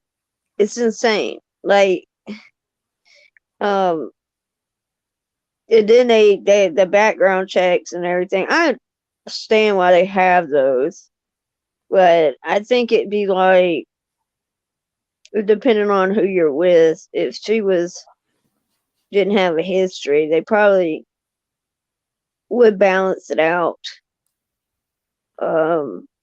Because my uncle, the one that adopted kids, he had PTSD from going and serving, right? Mhm. And he was in there for a long time. It's like my dad's family, they always spend 20 years in there. So a lot of things popped off in between. There's been a lot of different situations. But like they look more at could he provide, and because my aunt and uncle could neither one could produce, and I think it was due to the medications that they both had took, so they allowed them to. I think it's just about more about can you provide your temperament and stuff like that. Right. um that's what they would pay attention to. I Being mean, the only reason why I know what I know about this now is because when I was younger, uh, I'd had this discussion with one of my ex girlfriends because she wanted children, and I told her, I can't, I physically can't. And she's like, well, we can still adopt. I said, all right, well, let's go check that out then. We went down to the adoption agency, and they says you were on this medication, which is normally used for schizophrenics and people with aggression issues, psychoses, and bipolar disorder, which means that you are already disqualified from ever adopting a child. And I says, but that's the medication that made it impossible for me to actually, produce children. And they says, well, that's too bad. I said, well, but I have a job, I have a vehicle, I have a steady income, I have the ability to provide for these children, and to make a better life for them than living in a fucking orphanage. And they didn't want to hear it, they didn't care, because I was on a medication at one point in time in my life which is normally reserved for people who have schizophrenia. yeah, I think that's the only bad thing, that once you go to the mental health and they label you, it scars you for life. Mm-hmm. And I think they're chemically castrating anyone that has like any kind of mental conditions. I think they've been doing that for a long time on the sly. It's more so than that. It's anybody who's even perceived of having, because there are such things as wrongful diagnoses. There are such things as Yeah, politically misdiagnosis. inclined diagnoses. Yeah, because they had me misdiagnosed. They tried to say I was bipolar, but I had a second opinion, right? Because everything that they gave people for bipolar, it never worked. It made it like it jacked me up. It was supposed to calm me down, right? But it would jack me the hell up. Like Seroquel is supposed to put you to sleep, right? Well, it did put me to sleep. It never put me to sleep. It made me jacked up like I was floating. And then it ended up giving me seizures. So another doctor, because they had been over medicating me, did a reevaluation, and they always confuse the PTSD with other things. Um, or they try to overextend it. They kept adding like diagnosis as I was having side effects to medication. And Right. that's the worst thing you could do to somebody is keep putting labels on them.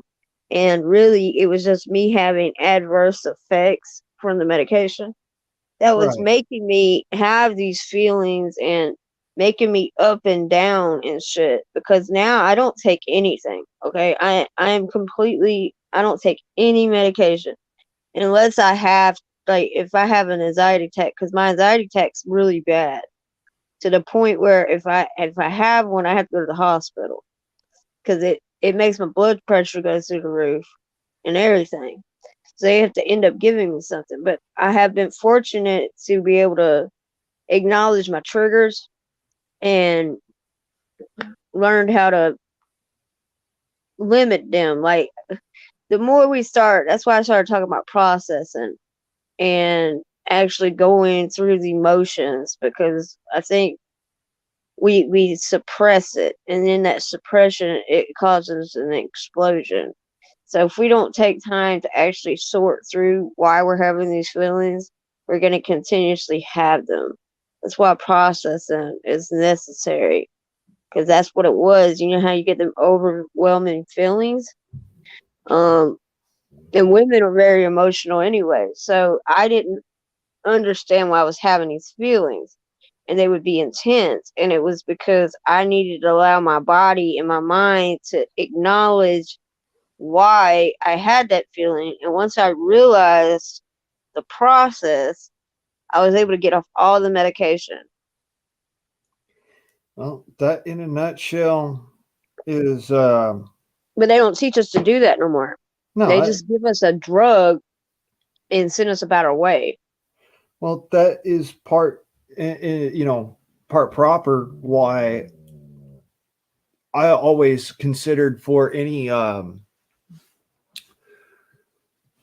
medications, the specifically the medication that precludes me from being able to adopt, for instance, were given to me, well, were forced upon me, one, and then two, were forced upon me in the wrong, because like I said, when I was a 4-year old, they diagnosed me with ADHD. What kid is not fucking hyperactive and has a short attention span? You can show me that kid, I'm gonna show you a fucking zombie. All right? Because the reality is that every single kid of that age is fucking hyper. I think that they look at boys the wrong way. Okay? If you look at when ADHD got on the scene, it was the 90s, right? When they actually started actually talking about it and trying to treat it. I don't think that they've been treating little boys properly. Boys are naturally energetic, naturally this natural. But the Yeah. way that they're treating boys is like that's unnatural. And instead of getting them boys busy with something and giving them something to do, they're wanting them to sit in a room for 8 hours. It's just not even us as adults can't sit in a room for 8 hours. Like it takes time to even get adjusted to that. And I don't think like we, even as adults, have to get up and move around and do something. Like they want the kids to be robots, especially the boys, because they tried to do that to my boy, put him on some medication. Hell no. I didn't want him to have a label at a young age and then it carry out to his adulthood, because I feel like we've been over medicating people. And if you give it time and you work with them, they can adjust their behavior. and I worked with mine. He didn't ever get on medication, and it was it smoothed out. It's just like when you put a kid in a school, right, that haven't been around all of these kids, and you don't know what them kids is going through at home. It's gonna be like throwing them in the damn jungle, and it's gonna take some adjusting, and I don't think they allow for that. No, they don't. It's a matter of you're in school now, you pay attention to what's going on. Even kindergarten teachers will tell you this. There is not a single kindergartner out there that does not at some point in time test your patience. Oh It's yeah, a reality. that's what they do. It's just a reality. I mean, shit. When I was with the Knights of Columbus, we used to sit in on catechism. In the Catholic Church, there's the teaching of religion is called catechism.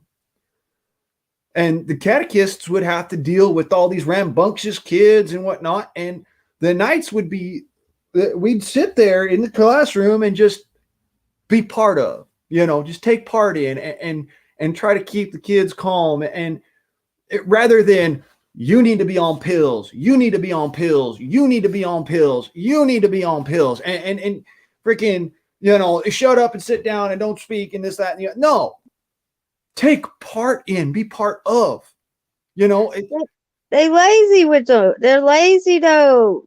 Okay, look. They were upset with me because I didn't do pre-K, right?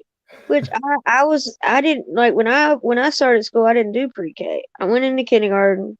They tried to tell me that was the new first grade. I said, if it's the new first grade, you need to call it first grade. Okay. It was like, well, he's gonna be behind because he should have went to pre-K, and I was like, well, there was limited seats, and I honestly wanted my child to, you know, be a 5 year, like he went to school when he was 5. Like I just felt 4 was too early. I was working with him at home, right? I had been working with him with flashcards and everything. So when they tested him, he was it was like he had did pre-K. He just didn't have he didn't know how to do the social thing with all these badass kids. Okay, because there was some badass kids in class, and a lot of them wanted to fight because they seen fighting at home, and you don't know what a lot of these kids are going through, right? So you don't know what you're putting your kid around, and you don't get to meet the other parents. I think that our main issue as a society is that we expect children to be adults. We need to stop that bullshit right fucking now. Yeah, they're expecting kids to. A lot of these kids don't have adults for parents. Okay, we got a whole generation of children raising children. So if their parent don't know how to adult, you think them kids gonna know how? No. And you think about drugs, like there was this one little kid, he was mean as shit, and I know why he was mean because I knew his parents, and they were all messed up. You know what I'm saying? So like he was lashing out because at home he wasn't getting any kind of attention, so he would come to school and straight act out. There was just one little boy. Let me tell you, he was bad as hell. He That's came messed up, when I man. worked at the gas station, right? His little ass came in there cussing. 6 years old. I said, boy, if you don't get your little behind in that car, he tried to cuss at me. I said, look, you gonna find out I ain't the one. Right? His little ass was bad. I'm talking about bad. He was cussing everybody out in the parking lot. I grabbed him by his shirt. I put him in the car. I said, now, look, just because you get away with it at home, don't be acting like this in the public. Don't even test me like that. Right. Yeah. And, His whole face shifted. So every time he seen me after that, right? Because I didn't put my hands on. I just grabbed his little shirt, put him in the car. You ain't gonna talk to me kind of way. I don't care. You's a little boy. I'm a grown woman. You ain't cussing at me, none of that. But he had never had somebody give him direction, right? Every time I seen that little boy, after that, he was respectful. He didn't cuss at me, and he would like straighten up, right? He straightened his back up, like, oh shit, there's Alice. It's Miss Alice. Don't mess with Miss Alice. She'll It, put you in the car. now, I want to bring something to mind now. If a man did that, all right, and that boy's parents was anywheres around, that man be getting his ass whooped. Well, the thing was, his parents would come in the store all geeked up on drugs, man. Ugh. So I tried to be understanding to the little boy. That's why I told him, I said, it's like this. You might be able to do that at home. But you can't come in public and do that. Because he was in the store all over the place, cussing everybody out. And you 6 years old. He thought he was grown. I ain't got no. And around here it's a small town. So if you act up, everybody is like, all right, get your kid, get your childrens, and if they can't behave, they can't come back in the store. You're not gonna just let the kids run buck around here. Right. So it's because we're a smaller community, and I always check on him, like when I see him. He come to me, you know what I'm saying? He be like, hey, I'm glad you said something. I don't need to be bad. And my son was like, yeah, you shouldn't be bad. You shouldn't be saying them bad words because they're about the same age. Because he see me with my son. He's like, oh, you got a little boy. He my age. I said, yeah, he ain't going to be bad like you. You better not mess with my mom. My mama tell you how it is. He said, when you behave, you get good things. When you bad, you lose everything. See, my parents was never like that with other people's kids, and I Well, you attribute. at work. When you at work and you got a badass kid in there, you got to Oh keep yeah, the you, damn you got to store do in something about order. it. But at the same in that same stroke is whereas I'm saying, my parents was never like that, and I got bullied all the way through my schooling, and you know the teachers of the schools, the freaking the other adults around the place, they'd look at me and go, "That little kid's a fucking problem." And I was Mr. Respectful, I was Mr. Upright and whatnot. But when they kids was coming over at me and then starting some shit and throwing punches and whatnot, I wasn't just gonna sit there and take a punch on the chin and not fuck someone shit off. And so, of course, their parents turned around and said, "Your kid's this and your kid's that." And my dad, good God, I wish he would have had the fucking balls to do something, because I swear I wouldn't have been bullied up through school. I wouldn't have been. If my dad had just turned around and said, "No, my kid ain't a problem. Your kid is, and he's starting this shit, and my kid's finishing it. So shut the fuck up, sit the fuck down, because you don't get to talk to me like that." If he would have just stood up and done what my grandma taught him, what my grandpa taught him, things would have been different for me. As it were, it made me into a harsh man. Well, it's like that old song. What is it? I named him Sue. Boy named Sue, yeah. Yeah, maybe though your dad was trying to let you learn how to deal with it on your own. Yeah, Kind of like I he got wanted me to, bullied. to learn how to be tough and be respectful, which he Yeah, didn't which know. is He didn't know how to teach me to be tough, because My granddad never really taught him how to be tough. He taught him how to fight. He taught him how to be respectful, but he didn't teach him mental toughness. I saw my dad break down more than once. So, that's a matter of, I think that What might about be his what it's mom? doing. What about your grandma? Oh, Jesus. Um, yeah, just you put your hands on my grandmama's grandbabies, there'd be hell to pay. That Yeah, woman, that woman would drive from Pocatello, Idaho to Ogden, Utah on a whim to come and whip somebody's ass with a switch she brought from her backyard. yeah, grandma don't play. It's shoes, whatever she can grab. It ain't no joke now. Right. So, grandma, she never really got involved in it just because my dad asked her not to, my mom asked her not to, but I know for a fact if grandma would have gotten involved, Ogden, Utah would have turned out quite a bit different. Well, it's like when I was growing up, I was always the littlest one, right? Like the runt. So people would pick on me and try to bully me. And I had my aunt. Let me tell you something. She took.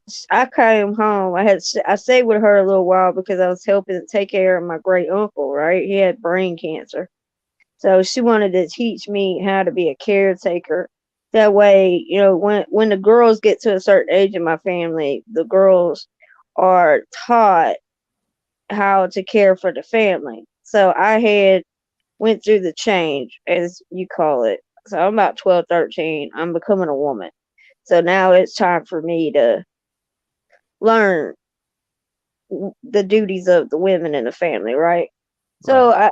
I had to I lived with her for a little while and helping take care of the family because that's what the women are supposed to do in the family is care for the sickly. And I had this big man. I was in 8th grade. She was in 6th grade. It was a big fat girl, and she wanted to be mean to me because I was small, right? And I got, I don't know, 3 different fights with that girl. She was just would not leave me alone. She beat me up the first time, right? So I went home. I told my aunt, she's oh hell no.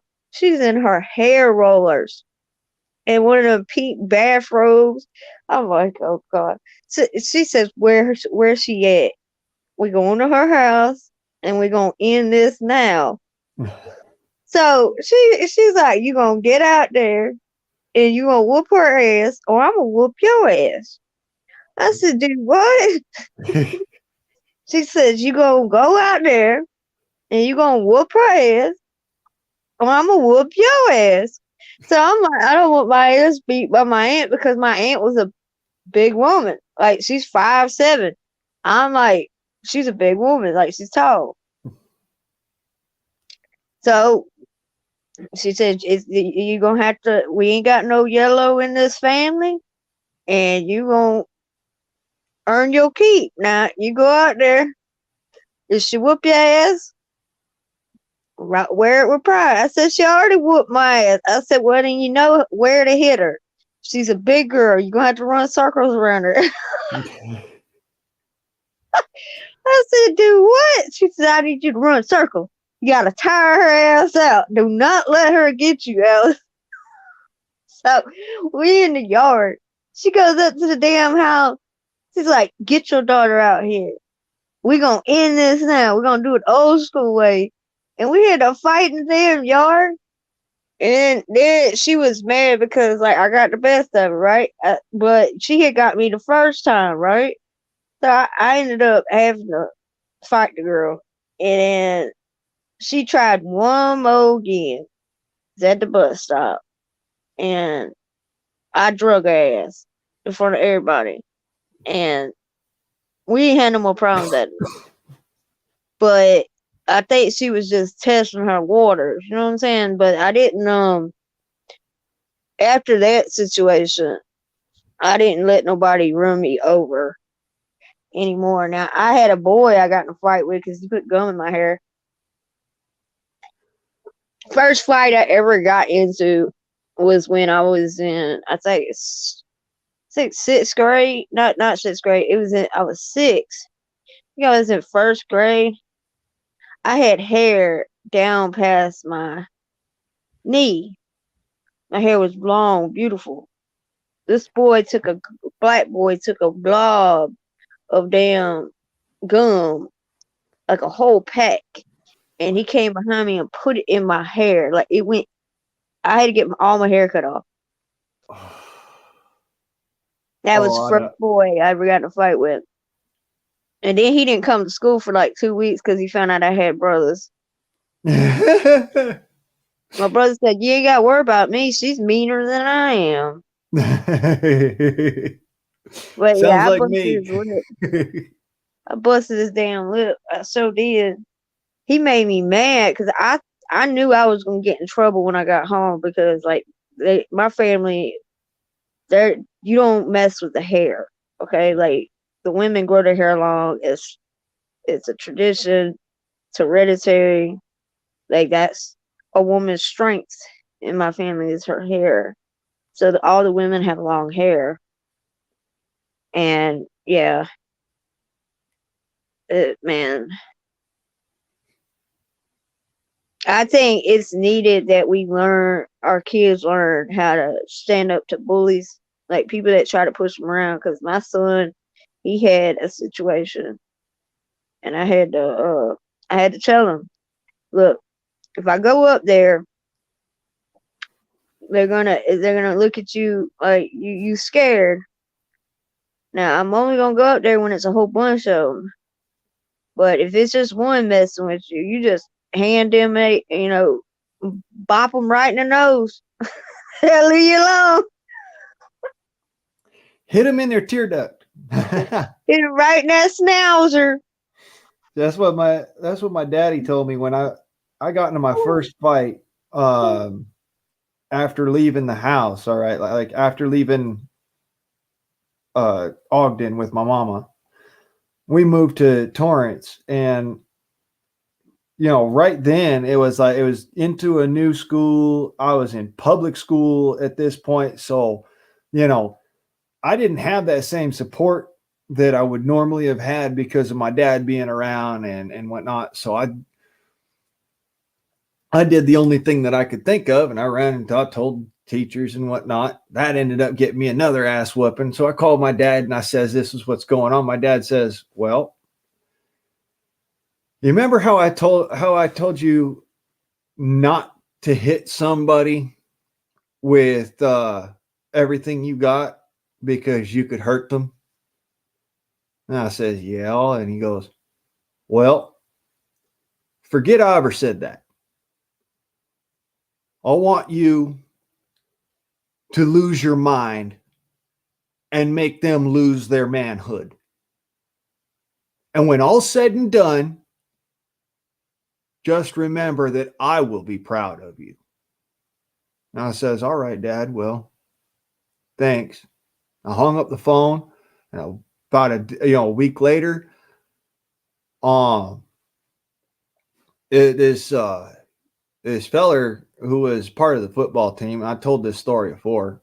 Um, me and my girlfriend were walking down the hallway there in front of the classrooms, and he's walking the other direction, and so I'm just sitting there. I'm we're walking along hand in hand, sort of thing, and he walks past her on the other side of her and reaches down and grabs her by the backside.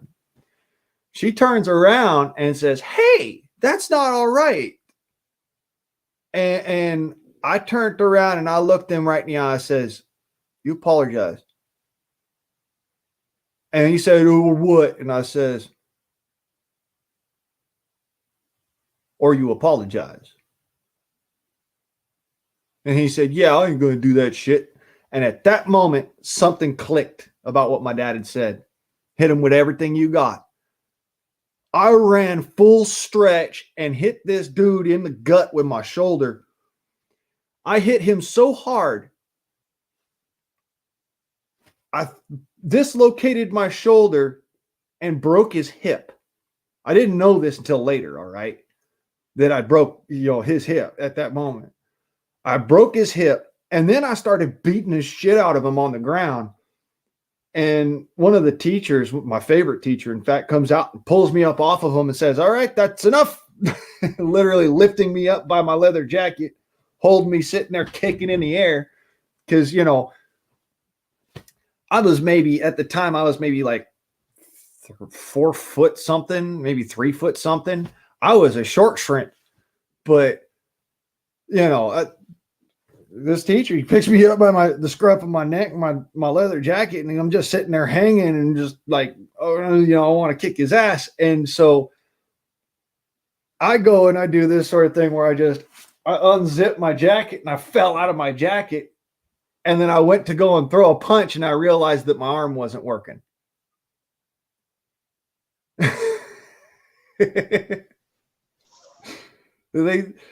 So at that moment, there was the janitor there. It was a friend of mine. And one of the main staff that, they're in the office at all times and stuff like that. They come running up. And so they're doing different stuff and whatnot. They're checking on him and he can't get up. He can't move or whatnot because he's bloody and black and blue. And they carted my ass off to the freaking office and they called an ambulance for him. And the police came and my mom came and they were all sitting there talking. And the police are like, well, we can't do nothing about this.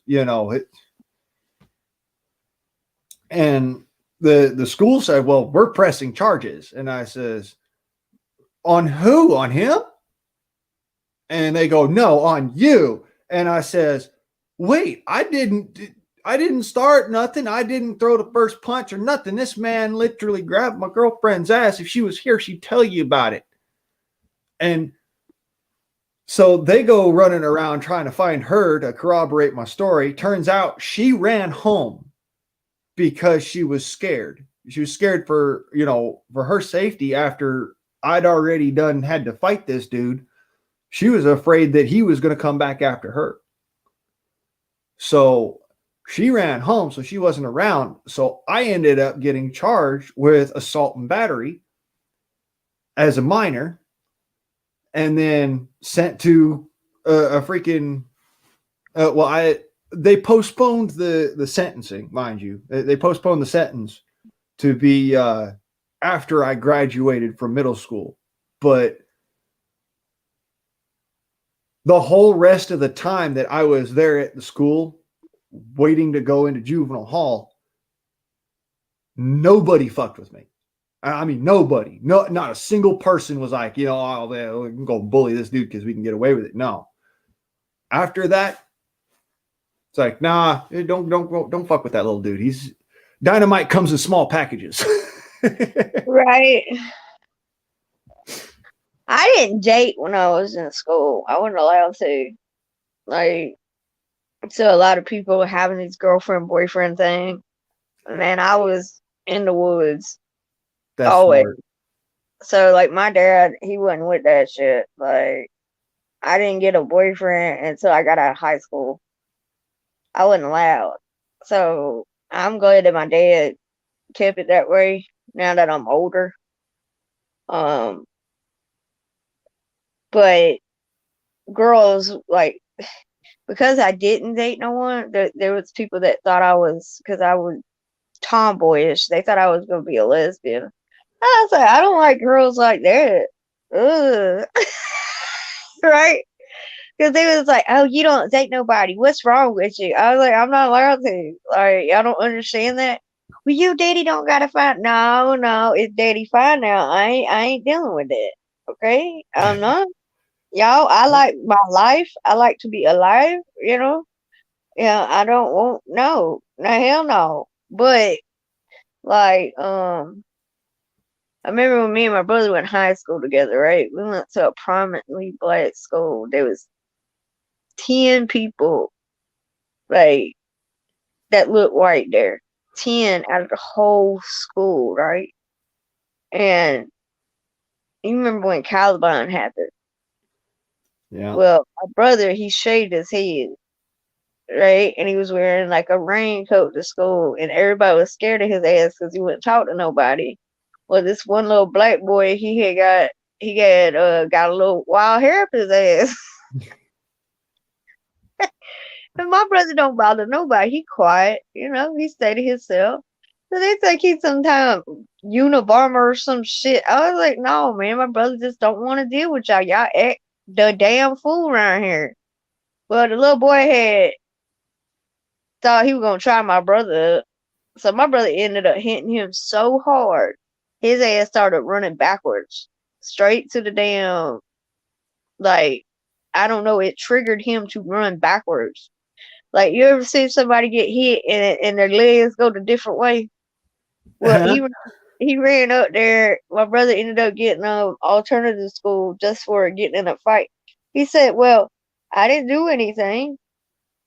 He had ended up going to alternative school twice because he had a teacher. It was a racist ass teacher.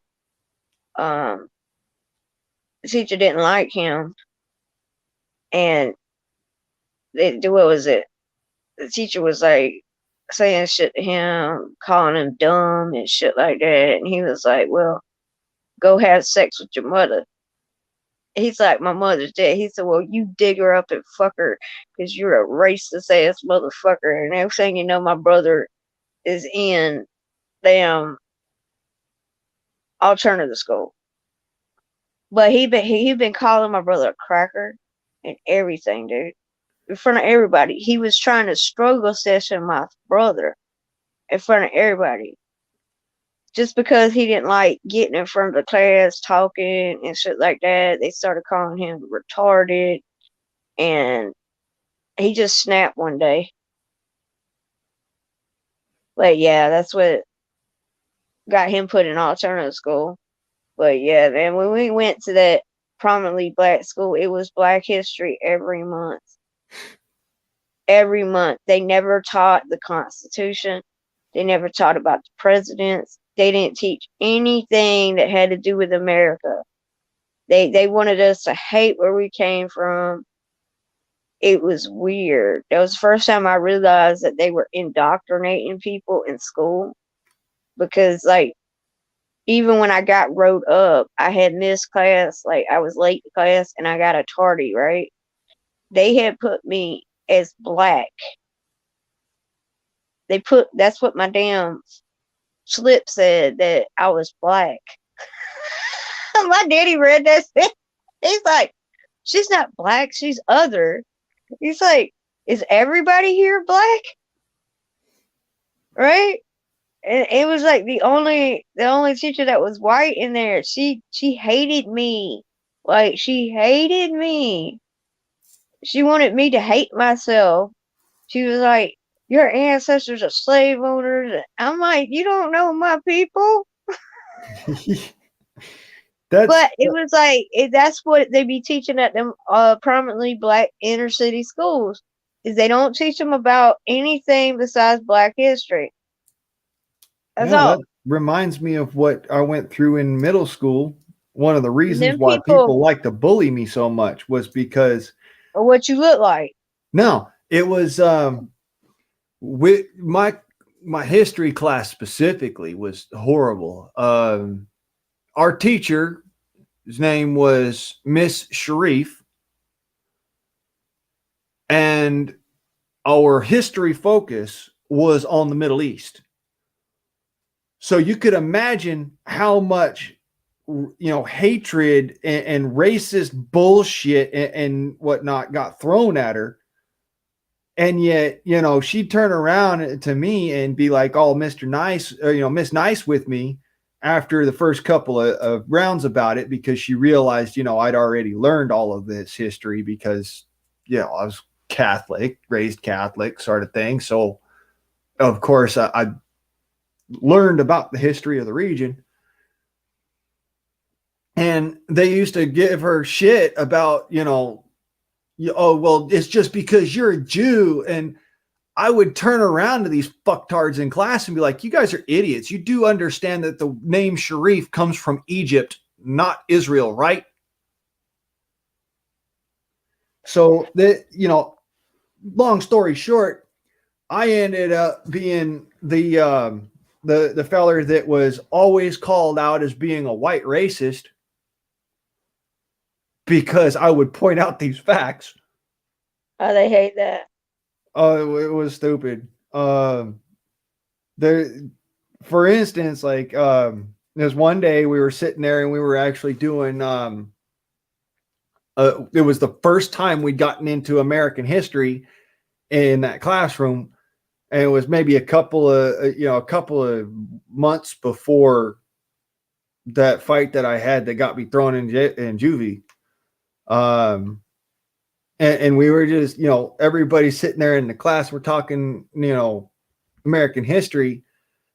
And Miss Sharif goes and turns around and says to me, well, what portion of American history do you seem to think is the most important? And I said, well, that would be the Constitution. She applauded me. The rest of the class turned around and said something to the effect of course you'd think that the Constitution is the best, Whitey. To which my response was, you fucktards don't even know I'm Italian and Native American. I'm more Latino than you. So shut up and fucking pay attention. At which point, Miss Sharif handed me my fucking book back because she'd taken it away several days earlier because I was sitting there reading it in class. She hands me my fucking book back and says, maybe you should just read.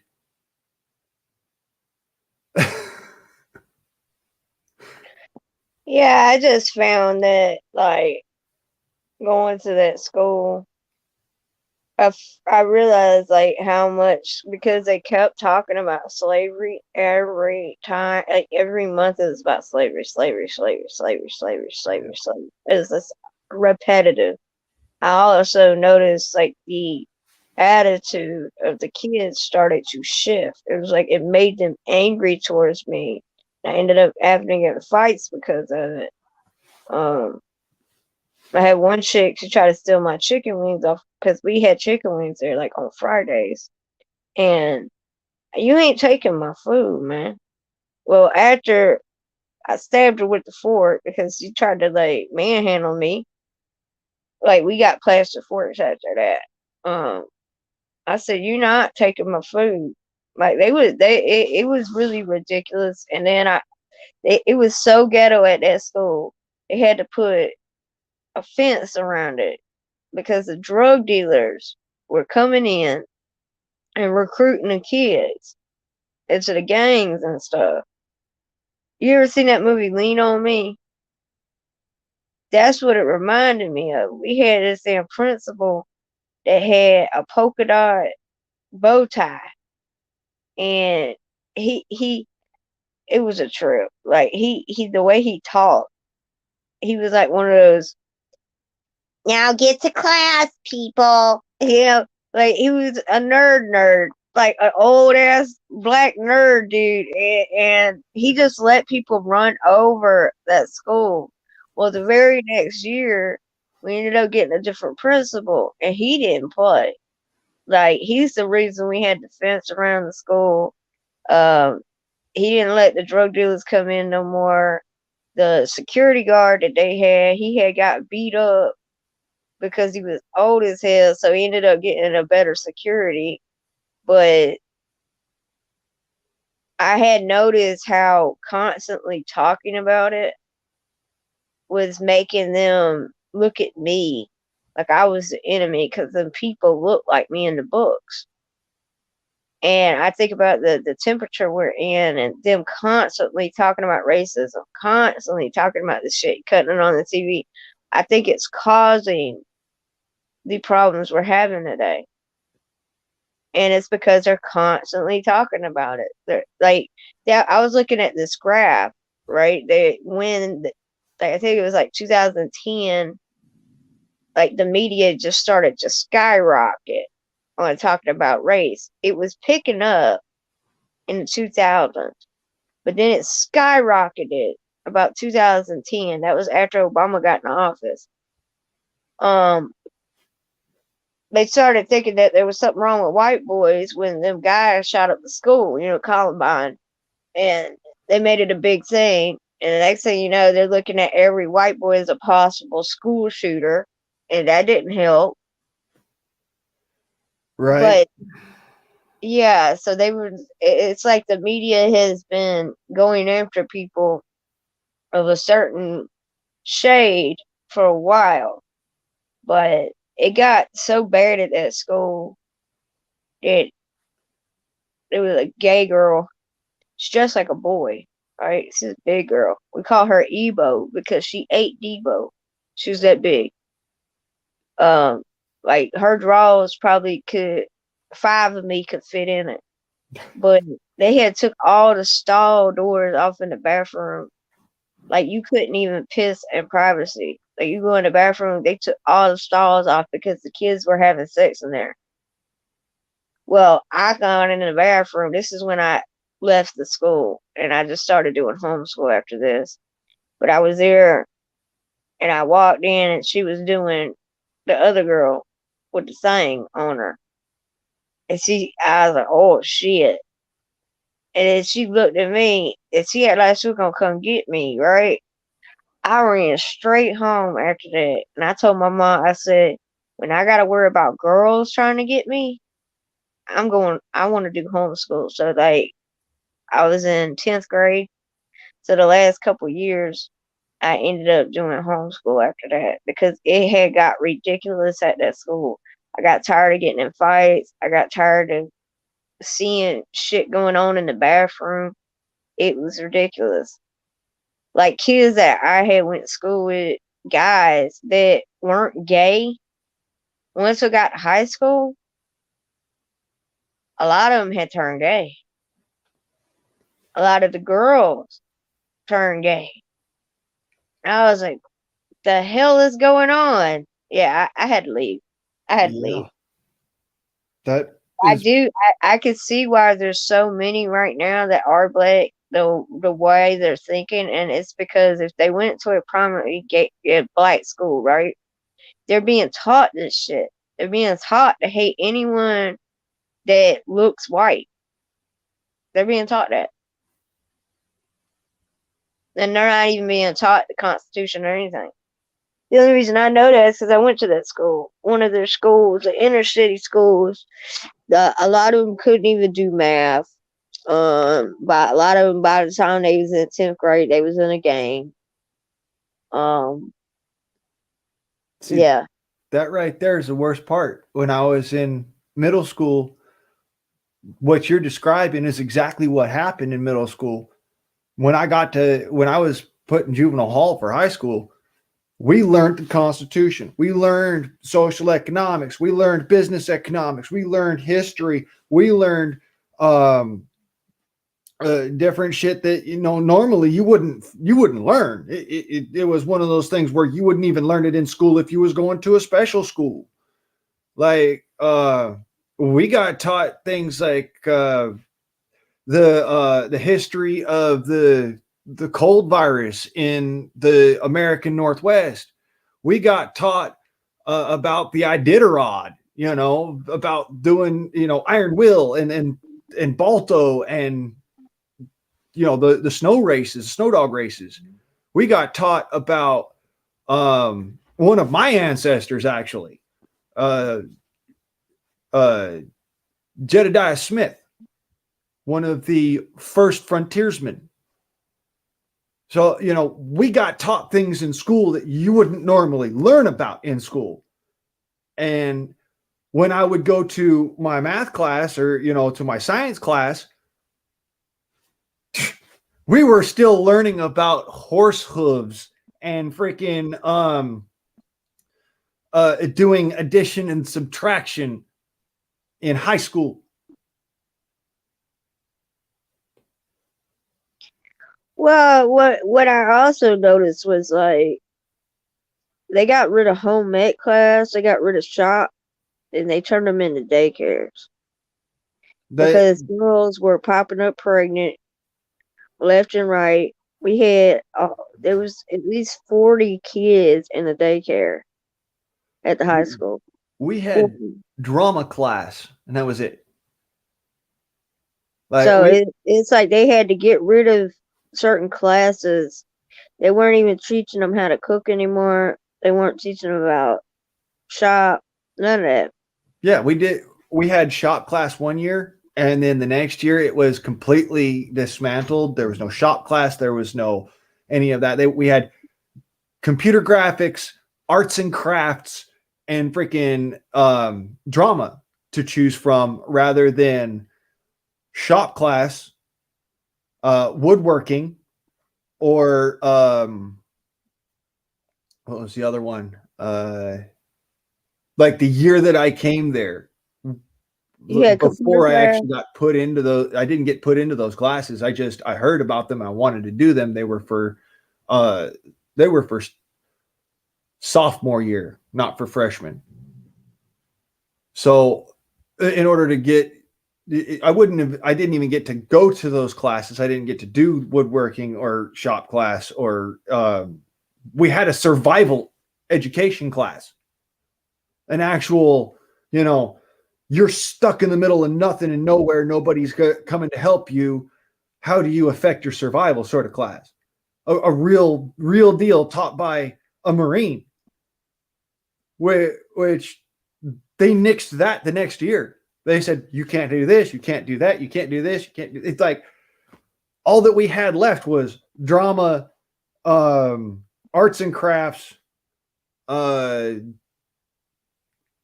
We didn't even have home ec. They wouldn't let us have home ec. Like they wouldn't let us have sewing needles. They weren't going to teach us how to cook. I mean, we had to make our own cooking class at the freaking, at the lockdown facility, because when we would go down to the school, they wouldn't teach us that shit. So we actually had to go and start bothering the staff like, hey, you've got to let us do this. Finally, the staff members there, they broke down and they says, all right, we'll teach you how to cook. We'll teach you how to clean. We'll teach you how to sew. We'll teach you how to do all this other stuff. And, luckily enough, I knew how to cook. I knew how to sew. But a lot of the people I was in there with, they looked at a sewing needle and said, well, where does the thread go? Yeah. It's just sad when I think about, like, they got so much money in the inner cities for each student, and they're not teaching them nothing at all. Worse than not teaching them nothing, they're indoctrinating them with utter bullshit and lies. Well, yeah, they're teaching them to be hateful. I was just glad my parents allowed me to go finish up my school in homeschool, because at the rate it was going, I would have been violated by some woman, because she had a thing for me, and I didn't even know girls like that until I seen that. Like, it traumatized me when you got to think, I'm 13, 14 years old, about to be 15, and you walk in the bathroom and you see that it's a girl on girl, and I'm like, and then she's trying to get me. So it's like, nah. And then it got right before that, the girls were, I wasn't sexual at all, but they was telling the guys that shit. And if it wasn't for one of the black guys, it like grabbing me, because they were trying to get me in the bathroom. If he wouldn't have grabbed me, they would have got me. So, when I look at it like this, I've seen hatefulness in different colors, but I've also seen kindness. So that's why I have a perspective I have. So it's like, once you've seen the hate and you've seen the kindness, you got a different perspective on people, and you start looking at them as individuals. Now, if I had always seen nothing but hate from a certain group of people and didn't see that kindness, I probably would have grew up to hate black people. See, I And grew up in and a it would have place been where, justified because of the treatment I got. But I'm just glad that as they say, angels are everywhere. yeah. I mean, I grew up in a place where, if you was any other color than brown, um, and mind you, I'm Italian and Native American. At the time, I was a little more pale than I am now. All right, not much. I still had that olive drab kind of, or not olive drab, but olive complexion. All right. So I was in school that, when people would say that, they would hate on me and shit because I wasn't Hispanic. Um, I'd turn around and say, well, what the fuck, man? You live here in Torrance as well. Didn't you know that my people built this freaking city? If they wanted to do the racism thing and pull racism card, I'll play that game. Shit. So, after a minute, it came down to that, I actually had to fight people to earn respect because, You there ain't got was, no choice, man. yeah. I mean, that's how it is. Like in certain areas, if you don't fight, then they gonna run over you. So you have to learn to like take up for yourself. You don't have no choice Yeah, I didn't have a unless you choice. want to be a punching bag. I mean, I was too. I was a punching bag. Honest to God, truth. I was the smallest kid in the class. I was the smartest kid in the class, which really pissed people off. To this day, I still can't understand that. It's like, if you're so jealous, why don't you put in more effort, sort of thing.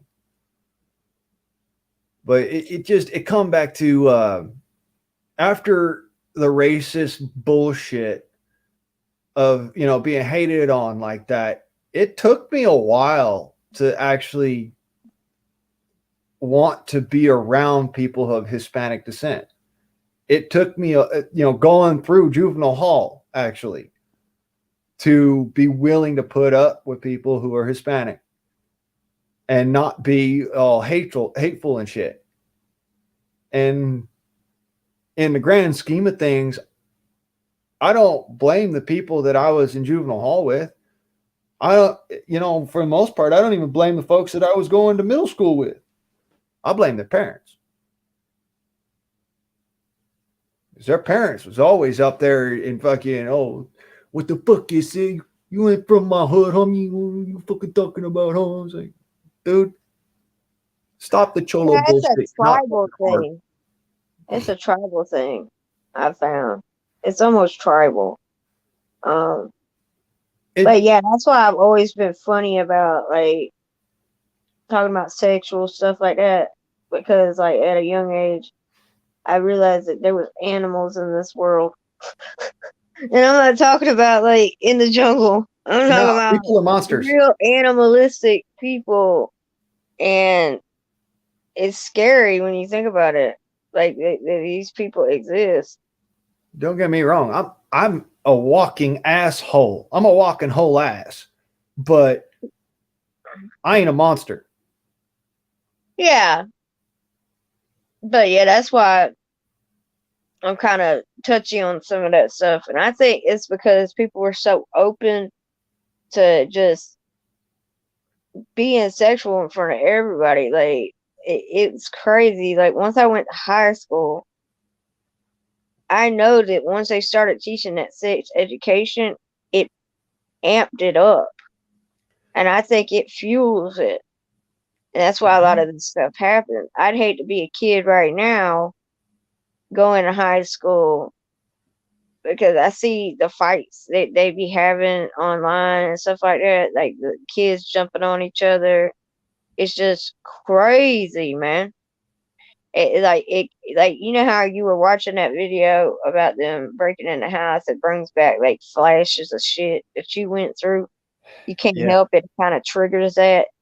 Yeah, like when I'm seeing these fights and stuff, I remember seeing those at school. Like there's this one guy, he ended up getting 10 girls pregnant. He had went to the projects and went house hopping. And instead of fighting each other, they came together and beat his ass. I was like, I thought all the women were gonna fight each other. But no, they was like, you lied to us, blah blah blah. But I'm like, y'all gonna all be that's the daddy. That's the daddy. Y'all gonna have to learn to get along. Right? Well, they got along all right. They They all came came together and together. whooped his ass. Yeah. For lying to all of them. But I found that interesting. Normally the women start fighting each other. Nah, they was like, we ain't doing that. We gonna get his ass. He had it coming. Oh yeah, he had it coming. He started running. He Shit. ran off to school. He's like, oh my god, you don't like do that. But that's when I found out like a lot of the girls were having sex with the same person. Um, I mean, don't get me and I wrong. could I was a see why deviant there was little so many ass. kids. Well, they started handing out condoms and shit, like showing kids how to put condoms on the banana. I wasn't allowed to go to them classes, but I would hear them talking about it. I Like remember that class. even if your parents like got you out of that class, the kids would still talk about it. One Yeah. girl was Oh, like, I thought I could get pregnant by doing oral. So she thought she could get pregnant by oral. I remember them talking about that and making fun of her. And I was like, what the hell is that? So I didn't know what the hell they're talking about. And I said, maybe I don't need to know. yeah, you don't need to know. Yeah, it's because I was like, well, I knew they were talking about stuff, but I didn't understand basically. Oh, So, God. but yeah, I remember like there was guys, and some of them were really perverted. Like after they had gone to that class, I had dudes flashing me in class under the desk. Damn, that's bad. Like, I Like they was like, understand, "Hey, Alice, look, Alice," I and I couldn't understand a say little bit of anything because I didn't know innuendo. what to say. But Like they I were said, hypersexual. I understand a little bit of innuendo, goofing around and talking shit. I mean, I did that when I Well, was I didn't young. have no idea what it was until I got older. But yeah, at that time, I had realized I had correlated how sex education and teaching it and doing it co-ed was hypersexualizing the kids. Hey, what's up, Stray? But they were bad as hell. I was glad I made it out of there alive. I'm glad you made it out of there with, a head on your shoulders there, Alice. Yeah, I Almost. mean, it, it's kind of like when I was living in the city because I had to do that program, right? So I had to move into the city. So my kids, I started doing that Boys and Girls Club, and they were playing music, grown ass people's music, and the little girls would do the dances like grown folks. Once I seen that, I was like, I can't do this. The guy was like, well, what's the problem? I said, they're listening to gang banging music. Why are you promoting this to the kids? Oh, they like the music. I said, no, the music matters. What happens to the hop? Was it the sock hop and the bird dancing? What happened to this shit? I'm happy and I know it. Clap your hands. What happened to that? What is this? Y'all got these little kids doing some grown people dances. The They're, hell's going on? they're sitting there with freaking nowadays listening to what's it? The Weekend. I'm sexy and I know it. What the fuck is that shit? Yeah, they had the little girls dancing that shit. Talking about this is step class. I said, y'all wonder why these kids, by the time they 13, 14 years old, got kids. Y'all causing it. Like, I was surprised with the boy and girls club that was going on, but I didn't find out until like I was like, they had PlayStations and everything. They were letting the kids play these games up there. I pulled my kids from it because Toby had gotten a fight with one of them over some cheese. The little dude tried to take my son's cheese, and Zach told him, Zach's like, "Hey, bro, he tried to take it one more time. You show him where we from." He whispered at him, and then Zach walked away. And that boy tried to take his cheese, and he gave him them hands, and he took his cheese. Since he tried to take his cheese, he took his cheese. And I remember my kids being so happy when I picked them up, right? I was like, well, how was today? Zach's like, you wouldn't believe it. My little brother, he beat this boy up because he tried to steal his cheese. Boo, boo, boo, boo. He tore him up, Mama. Can we go get some ice cream? Toby's like, am I in trouble? I'm like, did you win? Yeah. Okay, let's go get some ice cream. I cannot tell you how many times I lost fights. But yeah, that was his first fight over some cheese.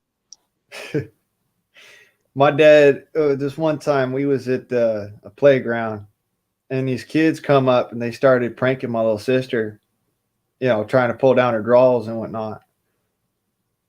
And my dad didn't see none of it going on, but I stood up. I says, "Motherfucker, you better stop. Either stop or I'm gonna hurt you." That's my little sister. He said, "Well, what you gonna do about it?" I said, "I'm gonna hurt you. Stop picking on my little sister." Dude, fucking not 5 minutes later, my little sister comes running up to me. He pulled down my panties. I went off on this motherfucker, cussing up a storm, this, that, and the other. And my dad comes running over. He's like, "What the hell's going on?" And his dad comes running over and he's like, "What the hell's going on?" And, my little sister, she's not talking. She's not saying nothing because now she's embarrassed, right? Well, I says, I told my dad what was going on, and he turned around and he looked at the other dude like, "You gonna let your kid do that to my daughter?" And the dude's just like, "I didn't see it." And I says right to the elder gentleman, I said, "Well, I saw it, and I don't put up with it because that's my little sister." At the time, I'm like 6, 7 years old. I'm a shrimp. And this dude looking at me like he's gonna beat my ass and some shit. And I'm like, "No, I saw it, and I don't put up with it." And dude's like, "All right, well then, do something about it." And I said, "Sure thing." I put up my hands like boxer stance and whatnot. This kid steps up and without saying nothing, without no fucking warning, yeah. I thought I was fighting this older dude, like, "I'm going to show you that this isn't allowed," sort of thing. Because I may be a kid, but fuck that bullshit. This little kid steps from the side of me and fucking bops me in the mouth, and I just turned around and I'm just like, "Oh, motherfucker, that hurt." So in the midst of all this dude's grabbing his kid and pulling him back. And my dad, he's just like, he turns me around, flips me around, looks me in the face and says, "Boy, you going to take that?" And I said, but he cheap shotted me. And my dad said, "That don't fucking matter. Kick his ass." So I turned around and I just fucking barrel ran at his ass and then ended up getting my ass kicked. My dad said, "Because you made an effort, we're going to FARS." Now, if y'all don't know this, in Ogden, Utah, Far's Ice Cream is the biggest ice cream provider for the entire state. And it's located, its actual factory is in Ogden, Utah. Yeah. I was pretty proud of myself. Well, at least you stood up. Sometimes you're going to win some, you're going to lose some. Right? But like with my boy, man, I think it's because he had been scaffold. What is it called? Sparring with his brother. I guess that made him strong. You know, Toby's not the type to put up with nothing. He be Right. thinking he's Dragon Ball Z and shit. He be powering up. Like I got him one of those like the Iron Man, even with the fake muscles and shit. Like he put that suit on and he just powers up. It's so funny. Like he's like, I'm a superhero. Da, da, da, da. And he just like I don't know. It puts him. And I remember he wanted a mohawk. Oh Jesus! So I give him a mohawk, and it's like once you give a kid a mohawk, it's like it gives him this attitude. Like you can't tell it like gave him an attitude. He had Kid this had red superpowers, mohawk. man. You gotta think orange ass mohawk.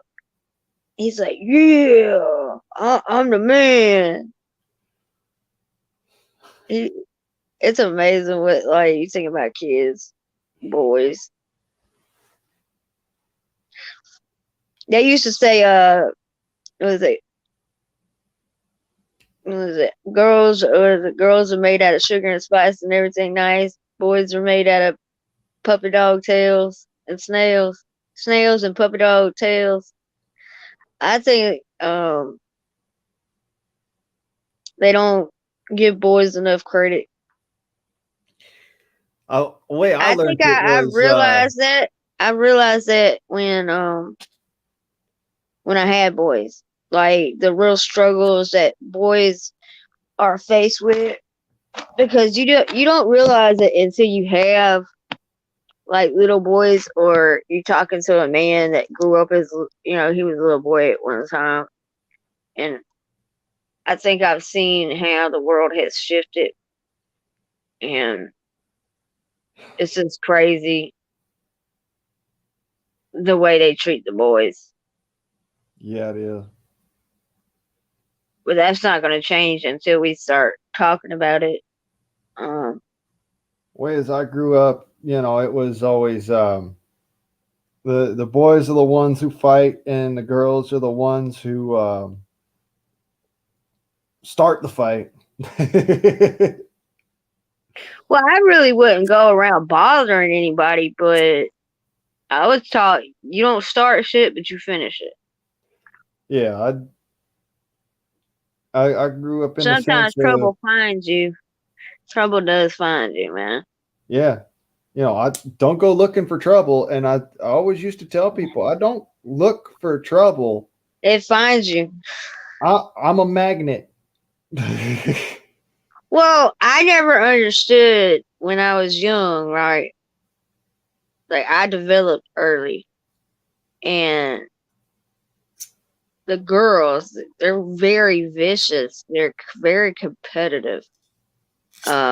Even when you're not trying to compete with them, Right. they're trying to compete with you.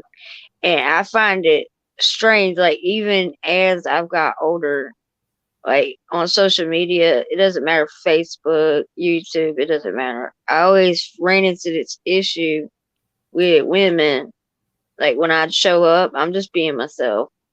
And they get this attitude towards me just because I'm like comfortable in who I am, right? And I never got online to date or anything, but it was like these ways these women would react. It reminded me of school. And I said, maybe it's not me, it's the way they perceive me. That's probably what it is. Or they could be married, dude. Married. And they still think I'm competing. Well, what am I competing with? I don't want your husband. What you doing, Hoss? What are you doing? Why you in your fifis? But it tickles me how some of these women they act online. Like, come on now, did y'all not ever grow up from high school? What is going on? It's like there's a big ass learning curve with some of these women. They always in competition. Like there is no competition. What are we competing for? There's nothing to compete. This is the internet. Yeah, What are you doing? what the hell why You, am I I know you trying ran to into guys that just start shit with you just for no reason. Oh, I've met a few. Yeah, Some of them are here in the chat. like they just test your bound. You know, that some of them. I found that some of them will try you up just to see where your mind's at, right? Yep. To see if you slip up and change up, slip up and switch up. Men are a lot different than women, all right, and the competitiveness is a like men compete differently. Women, it's about if a woman isn't got everything or she's not on point with everything, then those women, some of the women that are ego led, they'll they'll see that as a way to make themselves feel better. Like, oh, but I'm not hurt. Da da da da da da da da da kind of shit. I Oh did yeah. this, and this, and this, and I got this, and this, and this. It's always about material shit. It's crazy. That ain't Like, me, man. I got more than that. I'm better than that, dude. yeah, I mean, but if you behaving in a wretched ass way, it don't matter what you got. Right? Your attitude is what just destroyed everything that possibly means something. And the way some of these women they think because they're married they can just go and act a whole fool online. Like you're making your husband look bad. Like I was talking to my dad about that one chick. I was like, she's married to a military man. I said, let me ask you a question. I said, when you married to a military man, what you do in public matters, right? He's like, yeah, because it affects his career because everything that like their house, everything is being Yep. paid by the military. Basically, that's why the army wife or marine wife or whatever, the military wife is held to a different standard than civilian wives. Yeah, they got a special term for that. You ever heard of it? What term? They call them dependas. Yeah, that's what my dad said when he's married in the military, they're dependents. So they have to carry themselves appropriately Yeah, because you and can just if they do don't anything you carry want. themselves appropriately, they go from being dependents to being dependas. Or they lose their benefits. Well, yeah, they'll lose him his job outright. Yeah, he could lose his job. He could be deranked if he doesn't get the situation under control. And some things like there was one lady, I think she was a military wife. She was doing her OnlyFans at one of the, they have that housing on the military base. Her husband lost his career because she was doing OnlyFans, and they found out it was at the apartments that they give to the active duty. So she got him kicked out of the military, and there are laws in the military. You got two laws. You got the military law, then you got the state law, right? So if a guy in the military breaks the law when he's off base, not only does he have to go to trial in state trial, then he has to go to military court. Yep. That's why you have to be careful when you're in the military going out in public. You can't get like they don't want you getting in fights because you're considered a trained weapon. Yep. Like your I, hands are registered. even even if you're not in the military, but say you've got some training in your history, some background, all right, Yeah, the city should they put treat some you that kind of way. And not only that, but they will literally turn around and they will court martial like you. if you're civilian, all right, and you're trained in this method, if you're trained in either military fighting styles or for that matter in martial arts, they will actually there's a part of the law that states that you are tried in a different manner. That even if you're not in the military, have never been in the military, you're still tried by a different set of rules.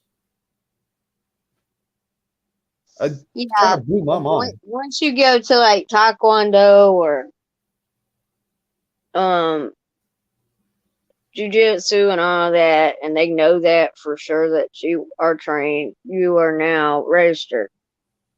Your body is a weapon, Yep. and they will treat you like a weapon. And That's why that unarmed bullshit, talking about he's an unarmed man. Well, does he have arms? Because you can use your body as a weapon. People forget that.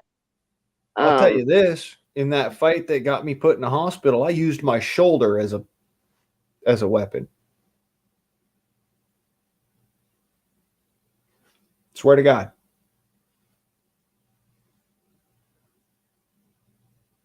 When that feller that barged up into my house and whatnot and threatened death on me and whatnot, he actually got me in a bear hug at one point, and I'm sitting there. I got my arms pinned next to my body, and because I was trained in martial arts and I know how to fight, I used my forehead and then I used my shoulder in order to, break the bear hug. I hit him in the nose with my forehead, and then I hit him in the jaw with my shoulder, and he let loose.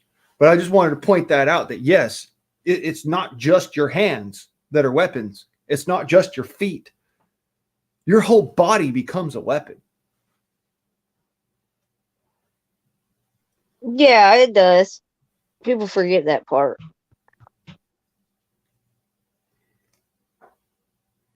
Of course, also if you've got martial arts training and not just training, but the martial arts discipline, the cops in jail tend to be real nice to you.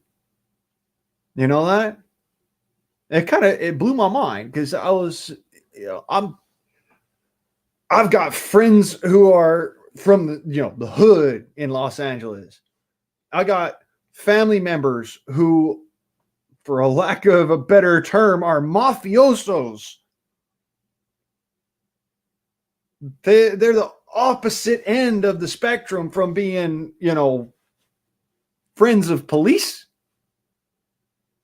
And these guys were trying to be nice to me. Like they're just, the guards in the jail were being nice to me, which is not normal. And it can get you into fights, by the way.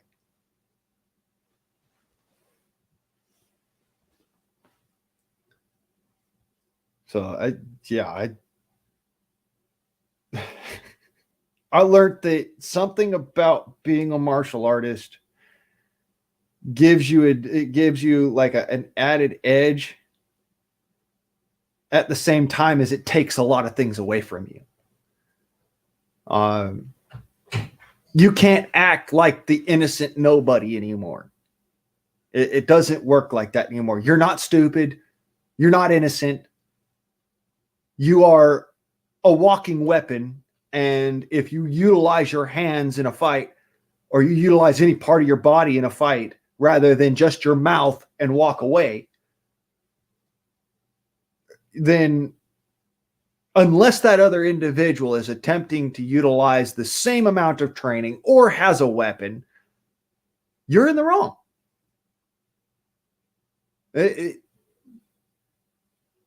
Can you imagine being like that? You're stuck in the wrong, even though the other guy threw the first punch and started the fight.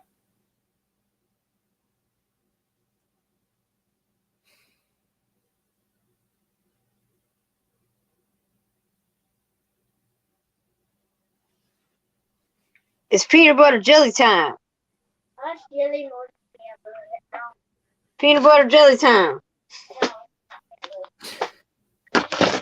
Peanut butter, and jelly. Peanut butter,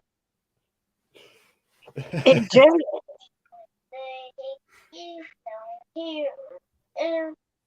What are you doing, Toby? Good morning, sunshine.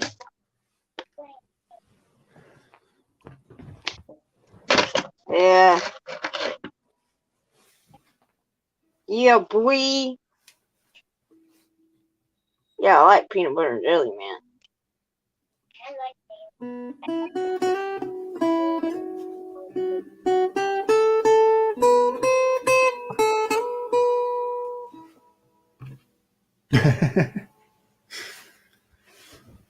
Now I figure if I get, welcome to the Freedom Forum.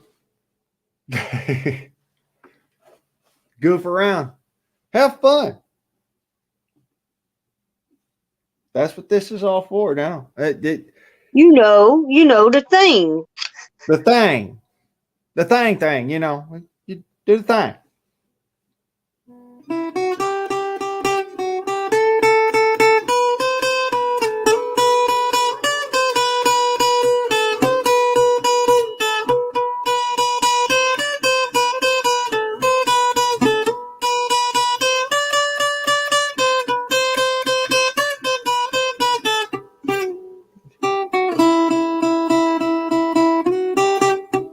Damn it. See, this guitar has seen a lot of hell. It is old. It has a warp in the neck. And so the strings don't lay where they're supposed to on this. So I'm having to push way the hell down on the string to bring it to the fret. So it doesn't sound at all like it used to. Matter of fact, before I got this guitar, somebody played what they call that Oceana with it, which is where you take and you pour water into the guitar and you use the sound of the water sloshing back and forth to change the tune on the guitar. If you know anything about a guitar, that is horrible to do.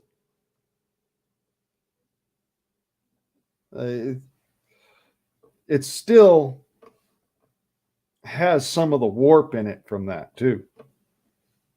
So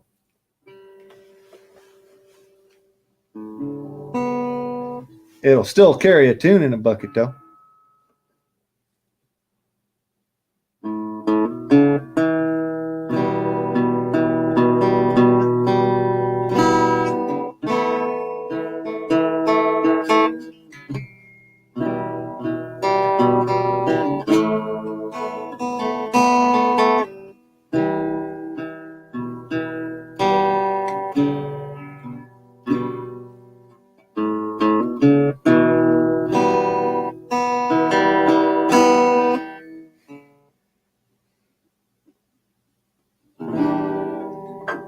It's there, yes. No, it's not there. Fuck. All right, I'm not even gonna try, y'all. I'm just gonna dick around on my guitar. Y'all have fun. This is the Freedom Forum. What it's for.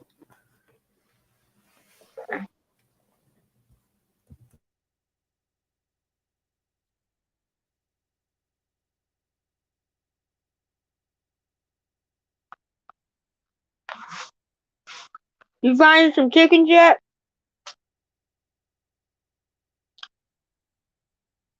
Say what? You find you some chickens yet? Well, yeah, they got chickens down the road. Just a matter of I can't afford it. How much chicken's going for there? What was it? It was around $6 a bird. Was that baby bird? Yeah, that's for chicks. Little bitty.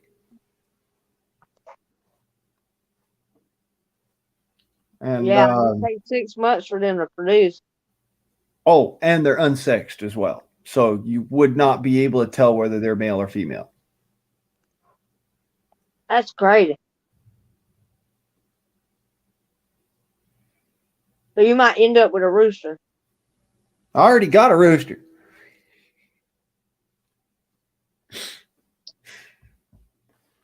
That's why as I did what I did last time because, I was like, well, I need a rooster just to keep the flock going. Now it's a matter of he's a royal pain in the ass and I want hens.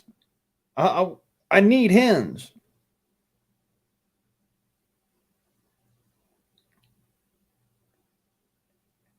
So now I'm leery about going and buying chickens now. Especially since I ain't got the money, but You could probably trade something. I don't know what I would be trading for them chickens because I ain't got nothing that woman's going to use at that pet store. Oh, it's a pet store. Yeah, it's a small little tiny pet store, mom and pop pet shop, and she basically provides for all of the animals in the town. So it's a matter of one, it's a woman, all right. Yeah. If it was a guy, I could make a knife and be like, I recognize that you might be able to use this, or you just think it's cool and whatever. You trade me a couple chickens for it. But being it's a woman and she's not really someone who I've ever seen carry a pocket knife or be that kind of persuasion. Yeah. There's not really much I could do. Have you talked to somebody in the local? That's what I'm talking about. Is that she's the only one within 25 miles of here. I'd have to go to Portland just to get seed and feed for the dogs and the chickens if I was to go anywhere else. So yeah, she's the only local person around. So basically, they got y'all in a pickle. Yep. They got me in a pickle, and they didn't even decide to tell me that there was a salad involved. Yeah.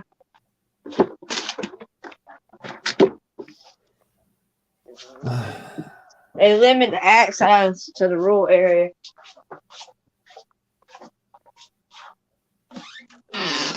Kind of like we got a feed store out here. You can get your feed, pawn your gun, and pick up your hardware.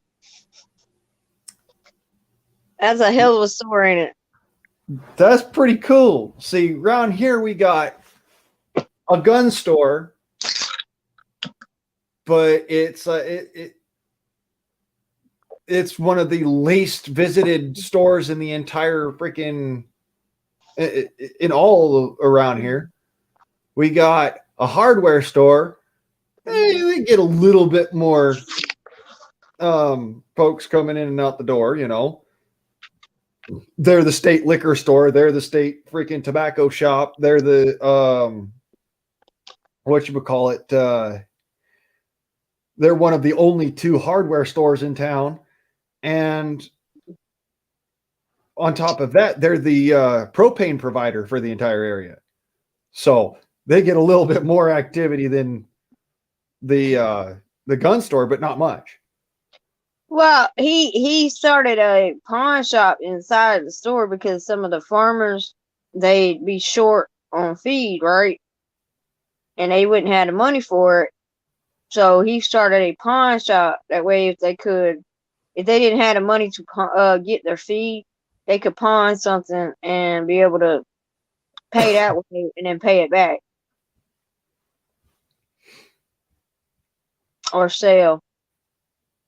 Um, Yeah.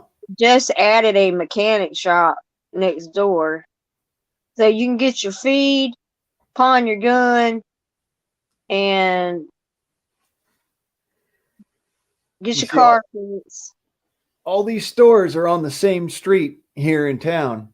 Well, it's just a But big ass warehouse, kind of like So yeah, man, it's wild. It's like almost like a Walmart, old country Walmart. It's just you can't buy. You can get like farmer shirts, like the Court Heart and all that. It's got a little section for work boots, and you can whatever you need to fix on the house.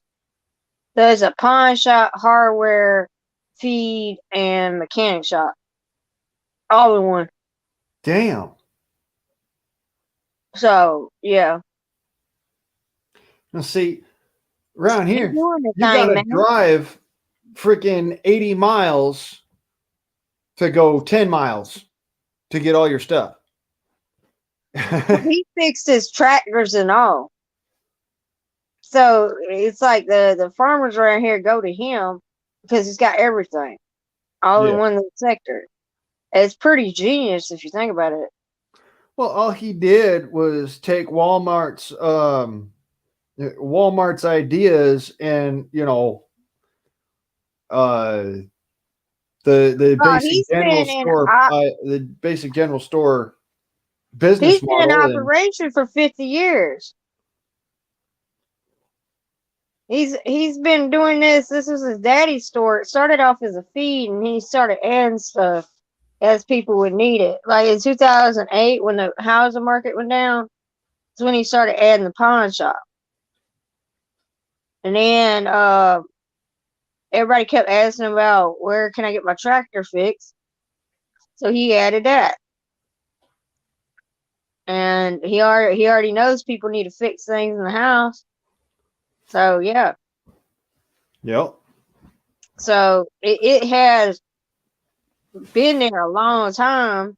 It's just he never used that space. Like that garage thing he had on the side. He never used that. Then he found use for it. It's just amazing how he adjusted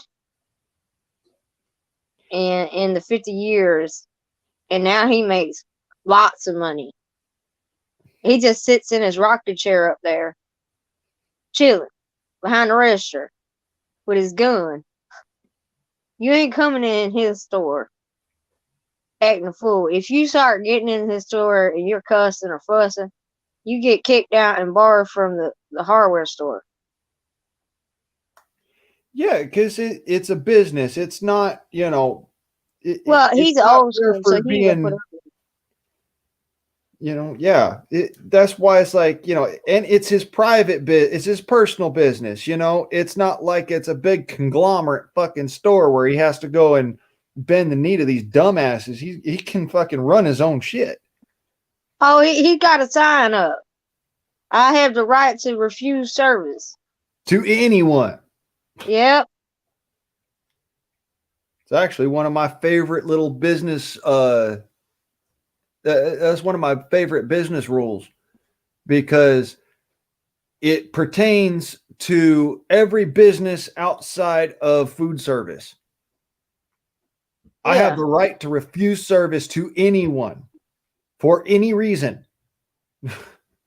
Well, if I had a business, I would put that up, and if you're not gonna come in here half naked, none of that. Because if I wanted to start a restaurant,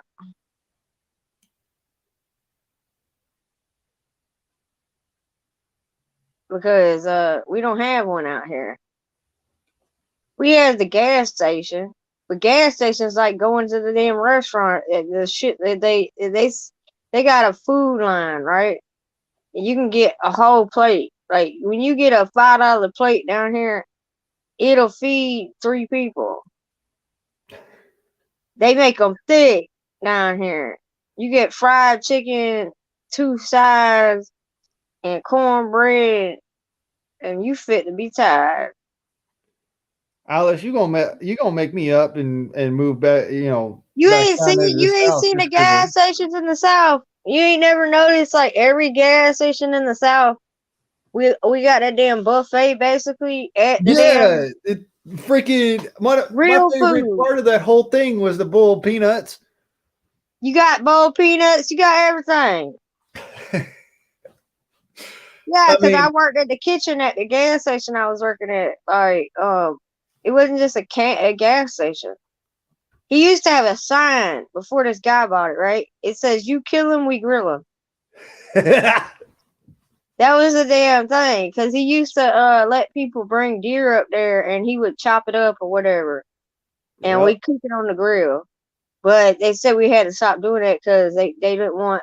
They're talking about, well, you can't do wild game or some Oh shit. yeah, that fucking bullshit ass law. That's the one that shut down. What's his name's? Somebody told on him. God, what was the name of that feller? It's down there. It's either Georgia or it's in Florida. Um, it was like Snippy's Bar and Grill or something like that, Yeah, or Skippy's Bar and Grill. Um, and it literally had a sign on the front. It said, we serve wild game. yeah. They won't let you do that no more. It's crazy. Here in Oregon, there's still a law on the books to where if there's a dead animal on the side of the road, You can eat and if there's a dead animal on the side of the road and it's fresh enough that you're willing to take it, you have the right and ability to take it. Yeah, but I'd have to see it killed first. Like, I can't mess with something if I didn't see it die. Okay, Yeah. just kind of like the chicken that died, man. That would have been a whole meal right there, but it died in the middle of the night. And by the time I found out it died, it was stiff. I ain't eating that shit. Right. Same here. So, I'm right there with you. I but mean, if I tires always is figured, rough, man, that roadkill looking good, huh? yeah. I always figured, if I smack a deer on the way down the mountain, I'm pulling over and throwing that sumbitch in the back of the truck. I mean, come on Shit, now. it done fucked your car up. You might as well eat it. Right?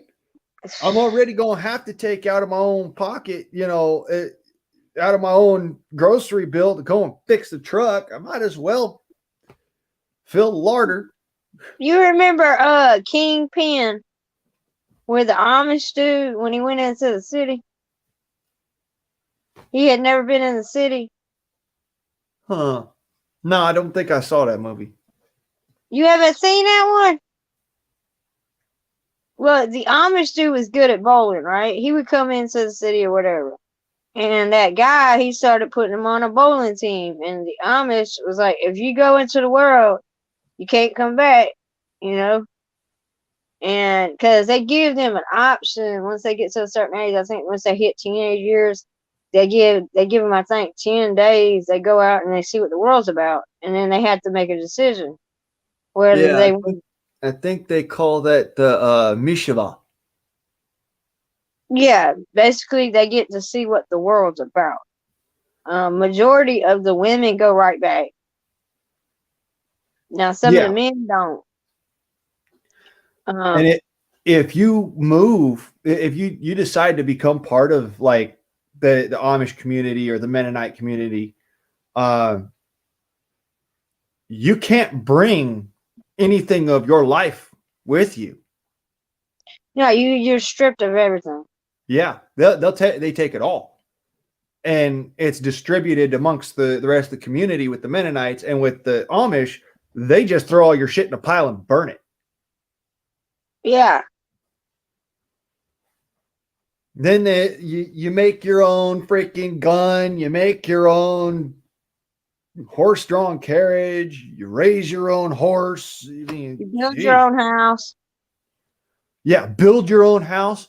Oh, that's excellent though, because like the whole damn community comes together and they'll build you a barn and a house in 2 days. Yeah. I mean, That way you ain't at their house. yeah, well, exactly. But You like their privacy. you can't be a lazy person and do that. Well, if it's pretty much the same thing when the men and women go on the Mishava. If you go on the Mishava and then you come back, you only get to come back one time. If you leave again, you don't get to come back. Yeah, they don't play by that. They don't play by that. Yeah, they'll literally chase your ass out of town, beating you with broomsticks.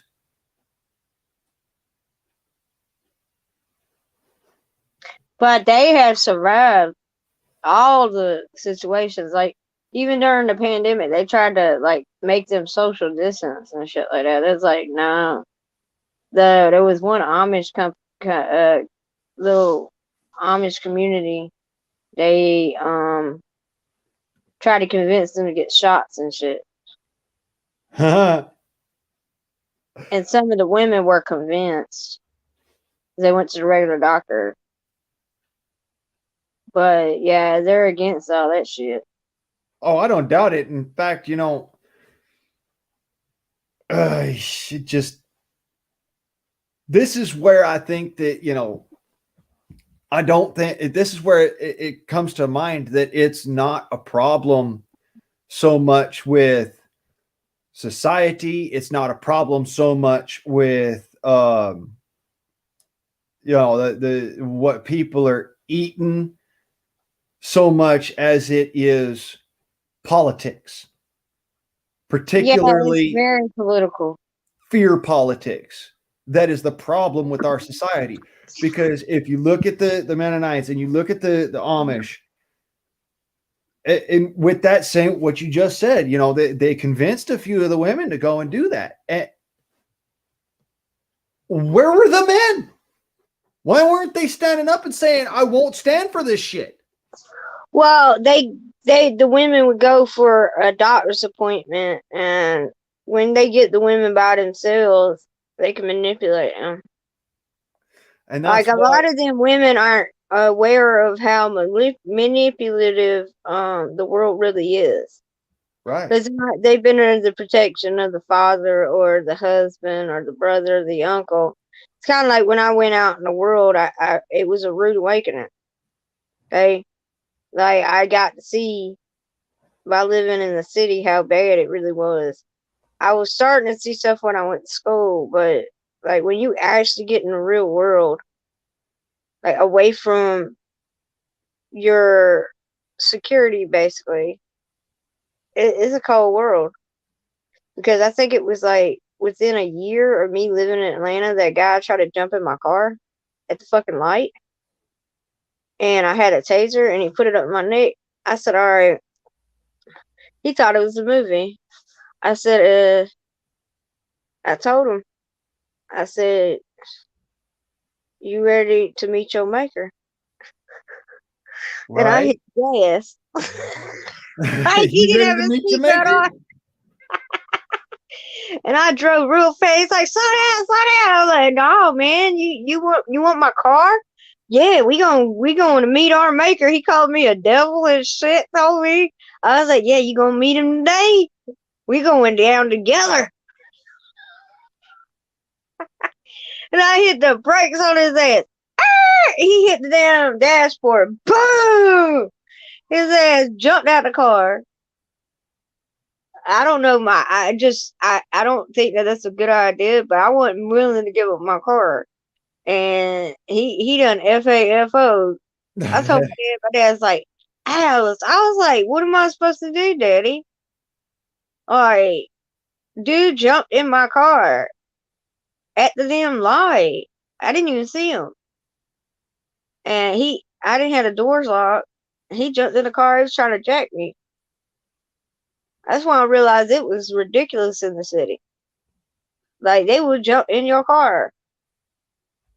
Now, say There, I didn't hit the gas. If I wouldn't have had that defense that my dad taught me. and people wonder why I drive an SUV. Well, that's just crazy, ain't it? Like, somebody just jump in your car at the light, try to steal your Yeah. car. Well, they Yeah. know that it's hazardous for you to I hope drive he through found traffic. Jesus. They know it's hazardous for you to just gun the gas and drive through traffic, so they have a better chance of getting into the car than if, Yeah, he was waiting. I wasn't paying attention. yeah, he was waiting for somebody who wasn't looking around, wasn't keeping an eye on their surroundings, so that he could just hi, you know. Yeah, because that's another reason I don't carry a pocketbook no more, man. I used to carry. I was trying to get girly, right?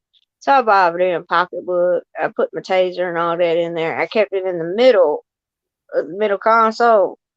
And as soon as he jumped in, he went straight for the bag, grabbed the teaser, and like tried to like threaten me. That's why I just hit the gas on his ass. Well, Yeah, we gonna die. I'd have just We both gonna die today. I'd have looked at the man. I mean, honest to God, hindsight's 2020 because I have been in a situation not so much like that, but in particular where I had a gun to my head. Yeah. I would have just said, "All right, time to die." Pulled forward into traffic and just stopped in the intersection, waited for the cops to come up because I'm dead anyways. Don't matter. Well, I didn't have to call the cops because he was gone, Yeah. right? And I didn't want to explain shit. But yeah, man, them people up there crazy as hell. Like Atlanta does not have that southern hospitality. There's nothing nice up there. It's like walking into two different worlds. Like you come from the rural area and you start going into the city, you're like, oh, this is shitty. Is that why they call it the city? Because it's shitty? Well, let me People put it this rude as way: hell. when I moved from Riverside, California, down and out to Blythe, California, it was like night and day. Um, Out in Blythe, California, there's a bunch of tweakers. All right, and meth runs rampant through that area. Yeah. In Riverside, there's so many cops that the meth heads can't really do much. But if you go from Riverside to California, then there's more people than cops. And it just reverses again. So it's like, you got the Oreo cookie sandwich, you got shit on both ends, but you got the cream filling in the middle.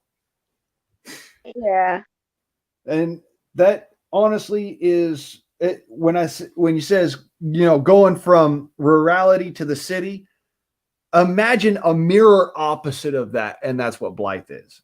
So Blythe is the absolute rurality of all things. All right. It's so country that, Garth Brooks called, he wants his style back, Right. Country before country was cool. Yeah.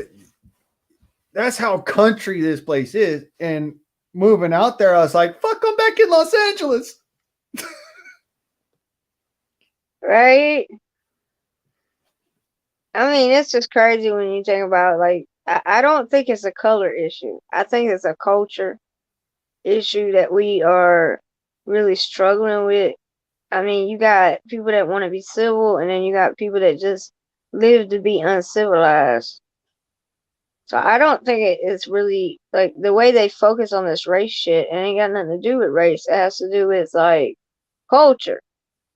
Well, Like the way you carry yourself, the way you are, your mannerisms and all is a part of your culture, like your upbringing. And then some people they they weren't brought up that way, so that's why we have this clash of the Titans, as I see it. Some people were taught that life is fair and that they could just freely do whatever the hell they want without any kind of accountability or responsibility. Life is fair. That's one of the fucking best jokes I've heard all week. Yeah, life ain't fair, man. You just get a fair chance. Life ain't fair. It fucks people over equally. Yeah. Yeah. It's like the worst raw dog we've ever seen. Mm. Oh, no Vaseline. Oh. I used to say that about the court system. I'm like, man, y'all straight railroad me, and I'm sick of it. I mean, come on now. Could I at least get a steak dinner first before you just take me through there? Now, I can hear the train coming. I believe this is actually on public record. If not, then they struck it from the case. But one of my court cases, I actually said to the judge, if y'all are gonna fuck me, then at least have the common courtesy of giving a man a reach around. Right. I cannot believe that I actually said that shit. I was hot. Yeah. Yeah, I went on the. I'm just glad I ain't got to deal with them folks no more, man. I don't do anything right to cross the line. But people be testing my patience. Sorry. I don't want to hurt people, man. I really don't. Like, life's going to hurt people enough. You know what I mean? So why are we need to hurt each other? It don't make any sense. Way I've always put it is it is the last thing in my heart to harm somebody. And me and my cousin, we get along on that level of, brother, I would not hurt thee for the world, but I am about to shoot where thou standest. Yeah. Well, I gotta get off here because I gotta get the feed ready so I can feed these damn chicken heads. And I got some other stuff I gotta do. Every day is something. Sorry, your list gets longer and longer every day, and then more stuff happens and more stuff gets added. And I'm like, damn, man. Can a girl get a break? Yeah, when you die, Alice. Well, right? Hey, we're gonna be working to the day we die. You know what kills me? These women that have 4, 5 kids and they talk about I'm bored. How? You're a liar. You're not bored. You're lazy. It's different. Right? Like, I can see somebody that was single getting bored, but once you have kids, it is a reality show. Yeah, you ain't got time to be bored. Yeah, what is that? Like, what does that mean? What do you mean? Well, hi, bored. Yeah, like I don't even like using that word because like my dad taught me at a young age. Oh, you bored? Oh, by the way, there's something in that. Oh, I'm gonna help you with your problem. Yeah. Next thing you know, I'm working and doing all kind of shit. I stopped saying that word. Yeah, I've always it was like a gateway to more work. Hi, bored. Let's go to the bar and get hammered. That way, later on, you can nail me. Oh, that was a good one. That was a good one. Well, all right. You have a good day. All right. Don't let this stuff get to you, man. I mean, I know you've been through a lot. I've been through a lot, and it's hard watching some of this shit on the boob tubes. I ain't been through a lot. A lot's been through me. Right, yeah, I'm just saying, like, don't let it get you in a bad state of mind.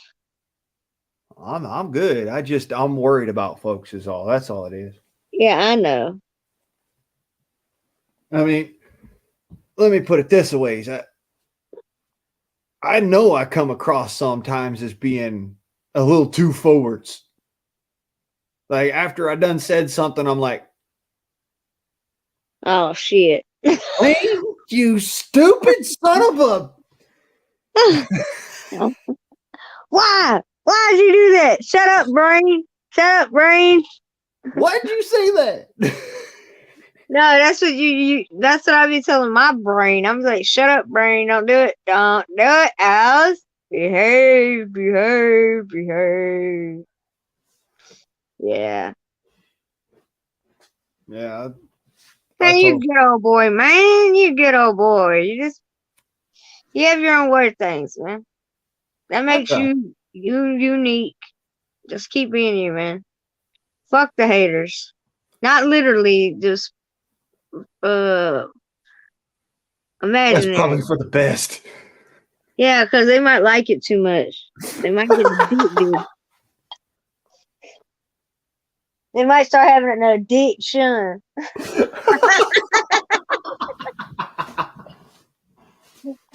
But you're not Jiffy Lube, cause you're not Jiffy Lube because you're not going to lubricate, so there is going to be a complication. That's what I told him at Jiffy Lube. I said, with lubrication, there is no complication, so there is no room for new explanation. Lube up and go. Don't go too fast. Go slow.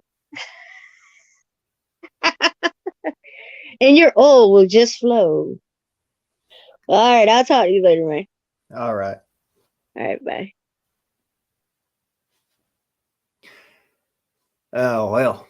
Here I am. My face is all red and whatnot.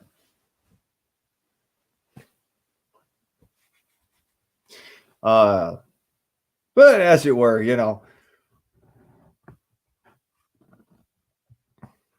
I figure, we all got our situations. We all got problems escalating. Work it out for yourselves.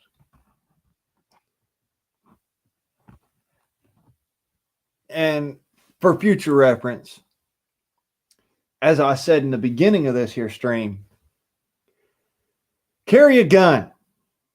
If you can't get a gun, get an air gun. If you don't want an air gun, get a black powder gun. If you can't get any of those three, get yourself a crossbow, get yourself a baseball bat. Protect yours.